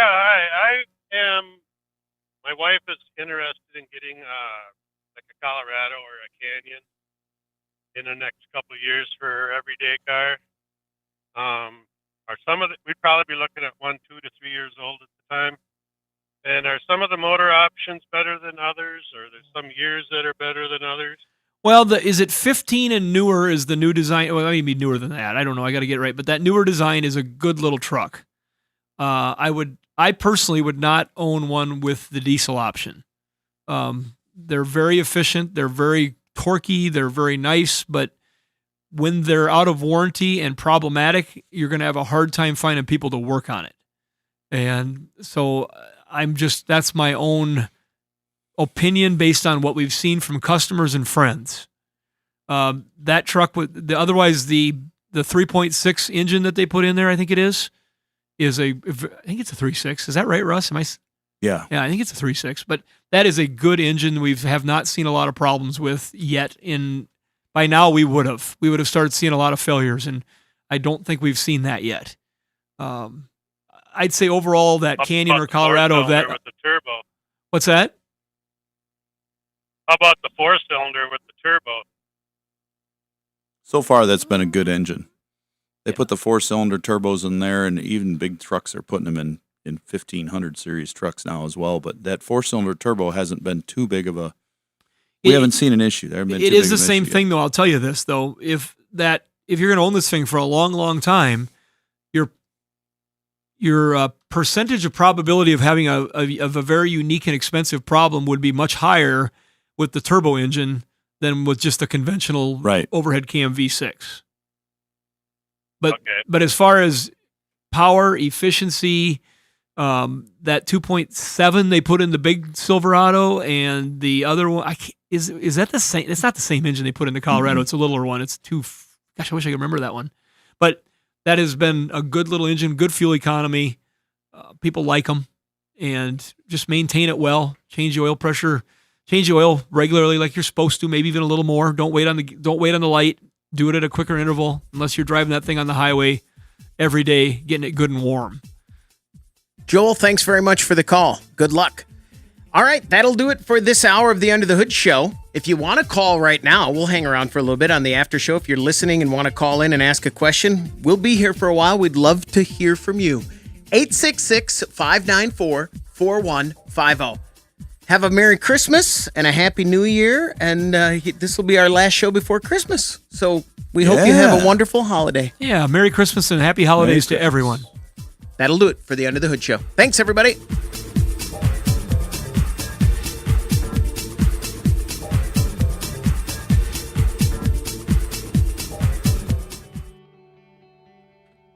All right, we are on the after show now. It feels like it's been a long time since I've been here. It has. Uh-huh. I want to go back to we were talking earlier in the very beginning of this show about your radar detector. Oh.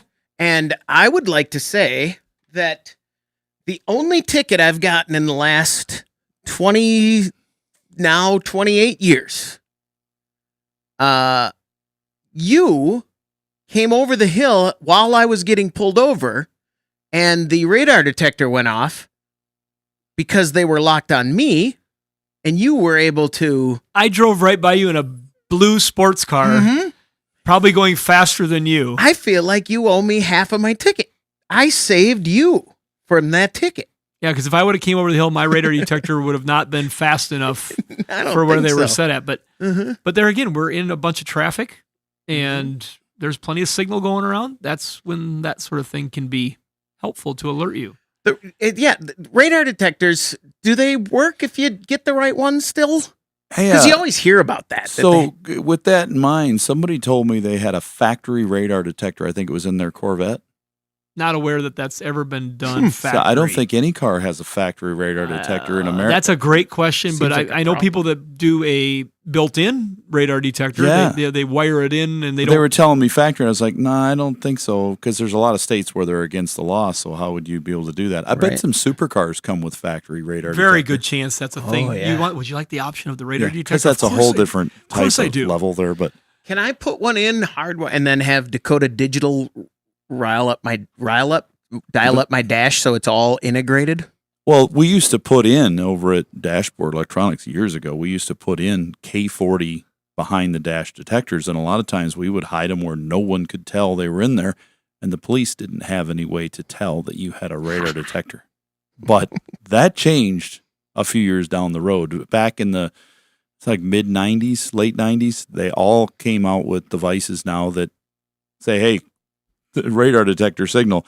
They have a radar detector in this car coming over the hill. So they are, one, intentionally trying to speed if they've got a radar detector, more than likely. And two, if you're in a state where it's against the law, they pull you over. Now, in some places, it's like there are some states where, like commercial trucks, very against the law. You cannot have it. But if you're a private citizen, you can have one.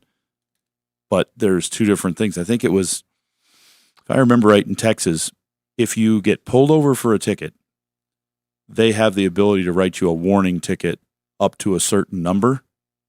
But if you get pulled over for a speeding ticket and you have a radar detector, there's no warning. It's a ticket, automatic ticket, period, because it's considered you were not for me trying. I've learned on the internet what I know now that I can just say I don't authorize them to pull me over, and that I'm a traveler, and they'll just let you go. They do. Yeah, no, I've heard it on the internet. It's constitutional. You guys don't know. You got rights. Yep. Yeah. I don't recognize your authority. This is my private property. And then they go, oh, okay, and they let you go usually. Yeah, without any sort of debate or fight. Yep. Yeah, it's never an issue. Never ended up on the ground. Never ended up on the ground. No, those always end really well for the motorist. Yeah. 866-594-4150. Let's talk to John. You're on the Under the Hood Show. John, what can we do for you? I was listening earlier, and you were talking about the keyless fobs on that Ford. Yeah. Does that apply to all vehicles? Just this one, apparently, that he has. Well, his problem. Okay. But what's the question that you're wondering if it applies? Right. Let's zero in on that. Okay, I'll give you the Cliff Notes version. My daily driver is an 86 Chevy 1500 pickup. And I've yet to be drug into the new era of vehicles. And my wife went out and bought a Mitsubishi Outlander. And it's a beautiful car, and it rides nice, and everything works, and it's all technology and all of that. But those key fobs, is that geofencing that you were talking about? Is that pertinent to most vehicles or not? Well, that was just a term you used to explain the proximity It's not a fob. geofence. It's a proximity sensor fob, and it's only for push-button start cars. In the case we were talking about. And it tells if the key is within the four doors of the vehicle or if it's outside of there. They put a sensor in each door post pillar and in the rear hatch area of the car, in the front of the car, and it knows when the key is within there or outside of there because they don't want somebody to be able to unlock and lock your doors by just touching the door handle on the outside. And if you leave a key fob inside the car, you can't lock it. No, and it knows that because it's within that perimeter. Yeah, very good. There you go. We didn't know if we were going crazy or not, but that makes good sense. Well, you know what? I'm going to say something. I'm going to say something here. And if I'm wrong, I want to be corrected by Russ and Chris real quick. But like on my pickup, I believe that it warns me if I leave the fob in the vehicle with the chirps. I think if I wanted to, I could push the lock button on the door panel and still override it, or will it not let me? You can lock it with your remote. If I had another one? If you have another one, you can get out. Because I do that when we're on vacation. I leave my wife in the car, and I'm walking away, and I'll lock it. It'll beep at me when I close the door because she's still in there, and it's running. It beep, beep. But I can lock it with my remote, and it'll stay locked. But if no one's in the vehicle, and you just want one key in there and you want to lock it, it'll unlock it. Mm-hmm. You close the door, it waits like a second, and then goes and unlocks all the doors. I never tried that, but it just seemed to me I had a vehicle that you could. It seems like I locked a fob in a vehicle. There are a few models, some different. I don't even know which brand they are, but there are a few of them where if you hold out on the door handle and you close it with the handle out, and then you wait 2 seconds and then let go of the handle, you can lock it that way. But as far as the pushing that down. Some of them you push it down twice and then hold it for 2 seconds and then close it. You can lock a fob in there. I can remotely unlock it with my Chevy app, but I'm going to maybe test. I'm going to do some experimenting with that. Our Honda, which is now almost 20 years old, it locks. If you take the key fob out, it will automatically lock itself after 5 or 10 minutes, and which my wife loves. My wife loves locked doors. That's an aftermarket remote you have. No. Mm-hmm. That Honda thing you have, that's a dealer installed keyless entry in your Honda Element. No way. Yeah. Huh. It's factory Honda deal, but dealer installed. Yeah. Okay. Yeah, that's why it does. That's why it has passive locking. I hate it. My wife loves it. She wants all the doors locked all the time. And that's a setting in most newer vehicles. When you get into your lock setup, you can decide how you want it to. I think you can change it on yours too, but I wouldn't know how. I don't have that much ambition. And then she'd be mad at you. Yeah, absolutely. Did we help you, Joel? John? Yeah, it happened a couple of times that we didn't really understand how that worked because I'd have a key fob in my coat in the house or something, and she'd have one in her purse in the house, and she was all excited about this thing where you just wave your foot under the rear bumper and the tailgate goes up, the hatch goes, and it wouldn't work because there probably wasn't a key fob close enough then. Yeah, absolutely. And that is, like you said, Russ, you don't want to be sitting in your car with the doors locked and the bad guy can just come up and yank it open because they're close enough. So, right. John, thanks very much for the call. 866-594-4150. Let's go to California and talk to Joe. You're on the Under the Hood Show. Joe, what can we do for you? Good morning. I've got a 2016 Ram F10 Eco Diesel, and it's been a great truck, and I'd like to keep it running, as long as possible. I hear Russ talk about diesel fuel additives, and out here in California, most of our diesel is a V20. Yeah. So, what's the recommendation? You can use the Hot Shot Secret additive in the diesel fuel out there to provide the lubrication and also a cetane boost to give you better miles per gallon on that, and that will work with that Bio B20 out there. Especially in that you're much better off with any kind of additive or any kind of biofuel in warmer weather, and you've got a warmer client, so your climate, Mm-hmm. so you're fine with that out there. But that's what I would use would be the Hot Shot Secret in there for where you're at. I mean, you'll be able to find that on the shelf there. Bottle every tank? Yes, every Okay. time you fill with fuel, you have to have a fuel additive in a diesel, or you're going to have a problem with lubricity in the fuel, which wears injectors and pumps and can cause all sorts of damage. You never go without an additive in the fuel. Okay. Around here with like for my diesel, I use the Justice Brothers additive in the fuel, and you could pick that up at some stores, but mainly it's going to be Some it's stores a have professional. some. Yeah, it's going to be a professional additive that you get from a professional. Out in California is where shop. that stuff started, wasn't it? It is, so you'll find it at mechanic shops there. How much debate do you think that's been in the company over the years? Whether to keep it professional only or put it on shelves? Probably a lot. I know there's some because I would imagine as things have changed with Ed Justice and the brothers being passed on and Junior taking over, there's a lot of changes. But you got to remember, Justice Brothers, I believe, is the one and only last company that provides personalized service to a shop like mine. Okay. They come to my door with their product, see what I need, and they stock it. No one else does that. I don't know anyone that does. They Definitely a short list of out there. Yeah, I just can't think of one. I thought the other day when one of our guys that came down mentioned that to me, and I thought, you know what, you're right. I don't have anyone that comes in. Transmission fluid guys. No, I've got to order it. I got to go online and order it. These guys are coming in, demonstrating their product, showing it to me. I can get stock orders from parts guys and stuff, but as far as the door-to-door guy who's still knocking on doors, telling shops, I have this product. I want to demonstrate how it operates on a friction machine and show it compared to others and, make a believer out of you so you can actually physically see the product work.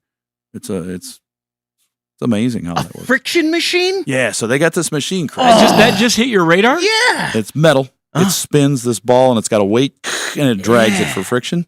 So they got this. They put a little water on it. No, still stops. Put a little WD-40 on there. It's barely going. Nope. And they put more weight on it as they go. Then they put the Justice Brothers on there, and it spins like mad. And then they put more weight and more weight and more weight, and then a brick, and then a cinder block, and then a tank on top of it, and it's still spinning. You're like, wow, that's amazing. They drive a tank to your shop? Right on top of it. No. Joe, thanks very much for the call. 866-594-4150. Let's talk to Joe in South Dakota. Joe, you're on the Under the Hood Show. What can we do for you? I have a 2010 Nissan Frontier that has been possessed for the last 5 or 6 years with a severe starting issue. I've gone through 3 batteries. I just got a new battery the other day, and 2 hours later it wouldn't start. It's been at 3 different shops. It's actually at the 3rd shop right now. I haven't heard anything back from them, but it'll turn over like crazy till the cows come home, but it won't fire. The minute you touch it with booster box or jumper cables, it starts up. Or sometimes, if it isn't too cold, you can cycle the key 3 or 4 times and it'll fire. But other than that, brand new batteries, 3 different brand new batteries, cold cranking amps as much as I could get, and it still will not start. You got a problem like Any a main ideas? relay sticking in that thing, and it's not allowing it to energize to make those contacts close until you get a higher voltage. It has nothing to do with your batteries. I mean, that thing should energize that relay and fire when it's 10.5, 11 volts. It's just not doing it until you give it a little extra. Yeah, if I remember right, that model has a main relay in it under the dash, and that main ignition relay, that's what's powering up. So I bet if you get a volt probe and you check ignition voltage on the engine, fuel injectors, coil, something like that, you turn the key on, you've got nothing. But then you hook the booster box to it, I bet something clicks and the voltage comes up. That's what you need to find. I bet that one still has the main ignition relay. I've not had to replace one on one of those, but I have on some other Nissans, Pathfinders and things like that. Because if you've got enough power in that battery to crank the engine at a regular speed, there's zero reason for anything else not to be working unless it's broken, or just, as you know, that's why you're calling us. But that's not a battery problem. That is a system problem at that point. Mm-hmm. Usually people have just the opposite problem. They got others. Things are turning on, but they don't have enough power to turn them on correctly. Right. Won't turn over. Right. Yeah, that's what I've been kind of thinking the entire time, but I'm not a mechanic, so I don't know. So you think it's the ignition relay under the dash? I think so. I think it's got, if you look at the wiring diagram, it probably has an ignition relay, a main ignition relay, and it's probably got a problem with it. And that can be verified through testing, but I know I've put one in a Pathfinder that's going to be a similar vehicle. Does that help you out there, Joe? That'd be a game. Yes, it does. Thank you. It gives me a great place to start. I appreciate it. Thanks very much for the call. And when you go in and tell them that, you can, since they're probably local, you can just say a friend. Yeah, just say a friend. Same. We are friendly. Right. Yeah. You don't have to tell them where you heard that. I have a question for the after show. Okay. It's been burning on me. Schrodinger's cat. Yeah. Schrodinger's cat. Mm-hmm. You guys all know about Schrodinger's cat, and I have no clue what it is. It is a thought experiment, a philosophical argument. It's all philosophy. That there's a cat in a box. You put a cat in a box. Put a cat in a box. Now, the question is that cat alive or dead? Well, you also put in, we'll just call it a device that will kill the cat at a random time. Yeah, it doesn't. The cat's going to expire at some random time, but you don't know when that is. It could be 1,000,000 years from now, could be never, could be today, could be the second you close the door. You don't know. So that cat is both alive and dead. Yeah, you don't know. Because there's no way to tell, and it just exists there. So it's just it's shorthand for a decision that you can't find out until you find out. So Schrodinger didn't like cats? I hated him. No. I don't even know if it's Schrodinger who came up with it or if it was Pavlov had a dog. Pavlov had the dog. Schrodinger had a cat. I never in my life knew that there was a cat. Now there's no real cat. Remember, Schrodinger, he loved cats because he had this angst for Snoopy his whole life. He played that stupid piano. I think we're in a different era, maybe. And that thought. No, we were up until that point. That was all legit. It's just a thought experiment. Why have I never heard about this? I mean, you can't answer that question. I just don't know why I've never heard of this. That's a real Schrodinger's cat kind of question. Why haven't you heard about that? Because we don't know if you've There's heard no one. answer that you could tell me that would be accurate because only I would know. Yeah, exactly. And so in this case, only the cat knows? Only the cat knows. Only the universe. Will the cat ever tell anybody? God and the cat. Depends. Is the cat alive or dead? We don't know. But what if the cat has a soul? Cats don't have souls. That's a good question. Cats are devils, I think. Then you got to get, then now we're getting into a whole different realm of cat talk. So the cat could come back and haunt Schrodinger. Speaking for of putting which, him in the box. this is a good, that's very appropriate for the possession call we just had about he thought the car was And possessed. We've had some key fob issues the last few weeks. And that brings up, while I was in Florida, I had an experience that it was kind of like that because we're going to Disney World. We're going to one of the parks, but I'm up early. So I'm going first, right? I'm going early. So I'm getting there because it's, what do you want to do? You want to sit in a hotel or you want to go be there? So I'm like, I'll meet you there. When you guys get up, you can come in. Okay. So as I'm walking to the park, there's security there and they're going, hey, and the guy's got a little squawk box on his hip and a mic. So as he's telling you, if you got a stroller, you can go over. If you have a stroller, you can go over to your left. If you don't have it. And so he's doing that. And there's really not many people there yet. Okay. And so ahead of me, maybe 50, 100 feet, there's a family, 2 little kids, mom and dad. And the security guard's like, he says, yeah, oh, we've got Elsa from Frozen. Welcome. Come on in, Elsa. And, oh, Captain America, don't cause any trouble in there. You know, security will handle it. You don't have to, but we appreciate you coming. Okay. And the kids laugh. And then he turns to me, and I'm a ways behind him, and he goes, oh, and then we have a guy all alone. Where is everybody? And I say, this really happened? And yes, and there's nobody around, so it's fine. So he goes, and then we got the guy all alone. Where is everybody? And I say, my wife died a couple months ago, and it's our 27th anniversary. And I hear the guy on the mic and the thing go, and I go, no, I'm just kidding. And he leans over, puts his hands on his knees, and on the mic and the squawk box, he goes, and he just said, we're laughing, and he goes, all right, I got a problem now. He takes the mic off, and he's like, my adrenaline, I am sweating. I feel like I have to I feel like it's the end of a day. I'm exhausted. And he's just like, oh, God. And it was funny. And that was all. That was a good story. Yeah, it was, I felt bad because he could see him just like get flush. That's a deep joke, though. That is. Yeah, it is. Chris is morbid sometimes. I know. You went somewhere there, though. I mean, you didn't just you went somewhere that was. Yeah. I went a little personal there. You got to, part of the truth, you got to have part of the truth in the joke or it's not believable. I did notice, looking at the cars and parked and blah, blah, blah. I bet I saw, you remember how when we were in Arizona, every other car was an electric car? Yeah, or Tesla or car electric. I bet I saw 150 Cybertrucks while I was down there. I am seeing them all over our town, and you say, well, how can you tell? Because they're all the same.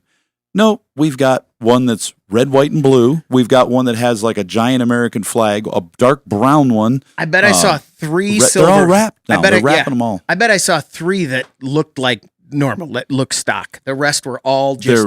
They are wrapping them or putting stripes on them or something. They're just making them different because they all look the same. I saw one that was... They are really weird. Like a hunting orange. Remember the lime one we saw down at Barrett Jackson? This one made that one look subtle. Really? Yeah. And there was blaze orange, and not even like more than blaze orange, oranger and brighter. They are selling so many of those so fast, and it looks like they've dropped the price a little bit on them too. And they're just going. I think I saw for the last few months they've been the -- selling electric vehicle in the world. Yeah, it's crazy, outselling the other Teslas. So we're going to see in a few years. They're just going to be everywhere. Yeah. I mean, not like there's tons of them, but they stand out so much. You might not notice another white Tesla Model 3, but you're going to notice another Cybertruck with some crazy wrap. They are having a little trouble with, people taking the wraps off. They're leaving some chemical reaction residue. Stainless always looks horrible when you pull the sticker. I have that problem when I pull the stickers off my new refrigerator. Yeah. Put a magnet on there for a year. And take it off. People are talking about that online because they've taken the wrap off and they're like, oh. Then re-wrap it. That's what will happen. I wonder how many times someone went to Elon and said, can't we just one color? Do we have to do the whole can't we just make normal? One color? One color. Do we have a black and a white? Speaking of which, when we had that Ford Flex call earlier, I was looking up Ford Flexes to see what years they were made. 2009 to 2019, in case that came up. I screwed that up. I didn't know it was that late. No. I made a comment about an 05. Oh. And I was actually thinking of a Taurus wagon or a Ford 500 at the time that I said that. The Square 500. That's what I had in my head. Sure enough. Because they had a really problematic CVT in them. Okay. Well, I learned that's where my brain went. For the roof color, you had 4 options. Oh, that's right. They all had different. The 4 options were white, silver, something black else, or tan, I bet, or the paint color of the car. And I thought that doesn't seem like a 4th choice. That seems like there's many colors of roofs you could choose. Well, that would be all one color, right? But if you're going to do a 2-tone, you have choices of a your roof 2-tone. choice. Yeah. Yeah, it struck me as weird that there were only 4 choices: white, silver, black, or any other color. That seems like a lot of choices, not 4 choices, right? You need all the context in that point to make that make sense. Ford offered 4 colors for the roof: silver, black, white, and all of the other colors. You know who did not know that? You. Schrodinger's cat. Mm-mm. You leave. That's how it's it in a started. box. It had no way to know. He left his cat in the car. In a box. And there were tinted windows. And when he came out, he's like, ooh. When did it happen? I hope it's... And then we got a call. Should we take that call? Sense of smell could kick in on You're Schrodinger's out. cat. I'll take it. And you might I'll know take it. Let's something. see. Hi, you're on the Under the Hood show. Who's this? It is Kelly. Kelly, go ahead. What can we do for you? Well, not a major problem, but I have a 2022 Toyota Tacoma. Recently had, per y'all's instructions, to get the transmission fluid changed. But while I had it in there, I noticed that there was some corrosion or buildup on the negative post on the battery. Now it's the SR5 model.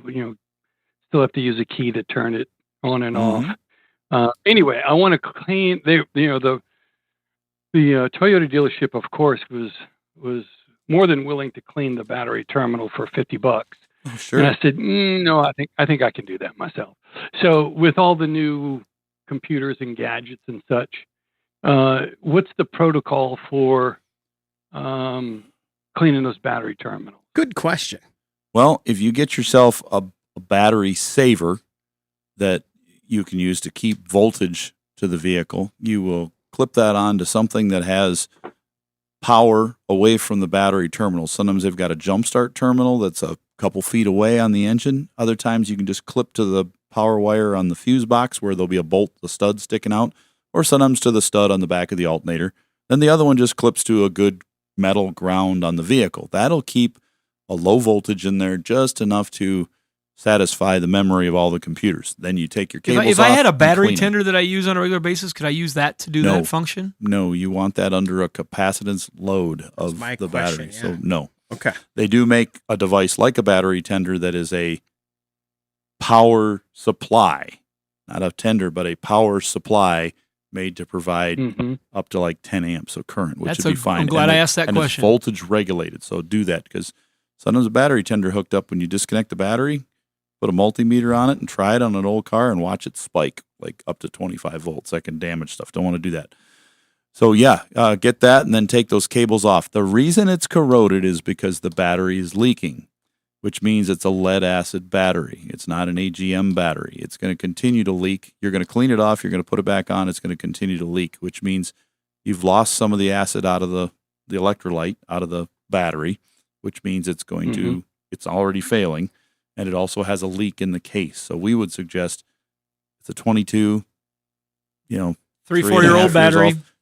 Just pull the battery out, clean the cables, because you don't want to know how much it costs to replace a cable on one of those, because they go back up to the fuse box. They're super expensive. But get a battery acid neutralizer, a wash, a spray. You can spray on there.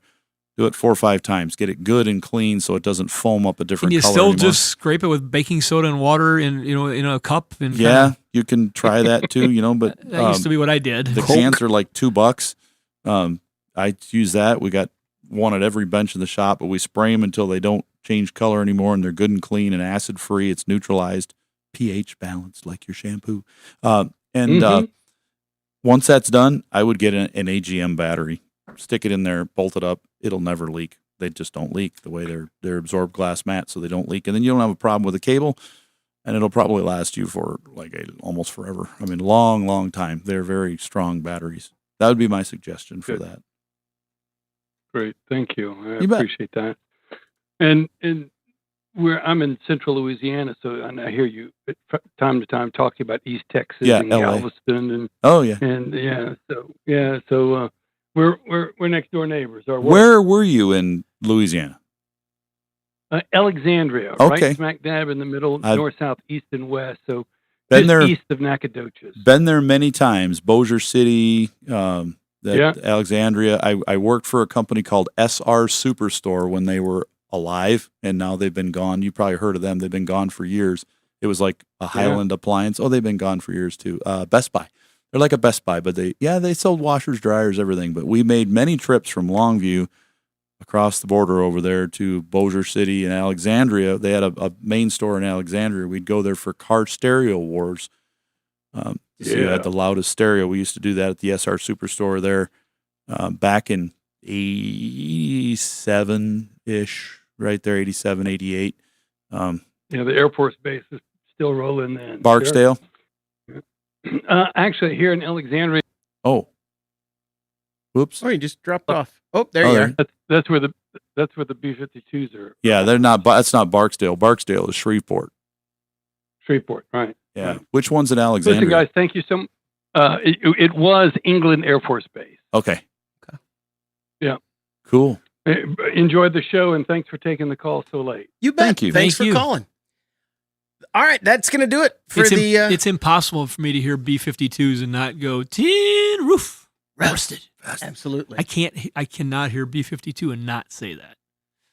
I just did it. Do you do the dance too? Do you do like Rock Lobster and all that No, stuff? Okay. I'm not. I talented love enough for that song, and my wife absolutely hates it. It wasn't a rock. I It think was you guys, a rock lobster. You guys speak for the whole world right there. Everybody Love had it or hate matching it. towels.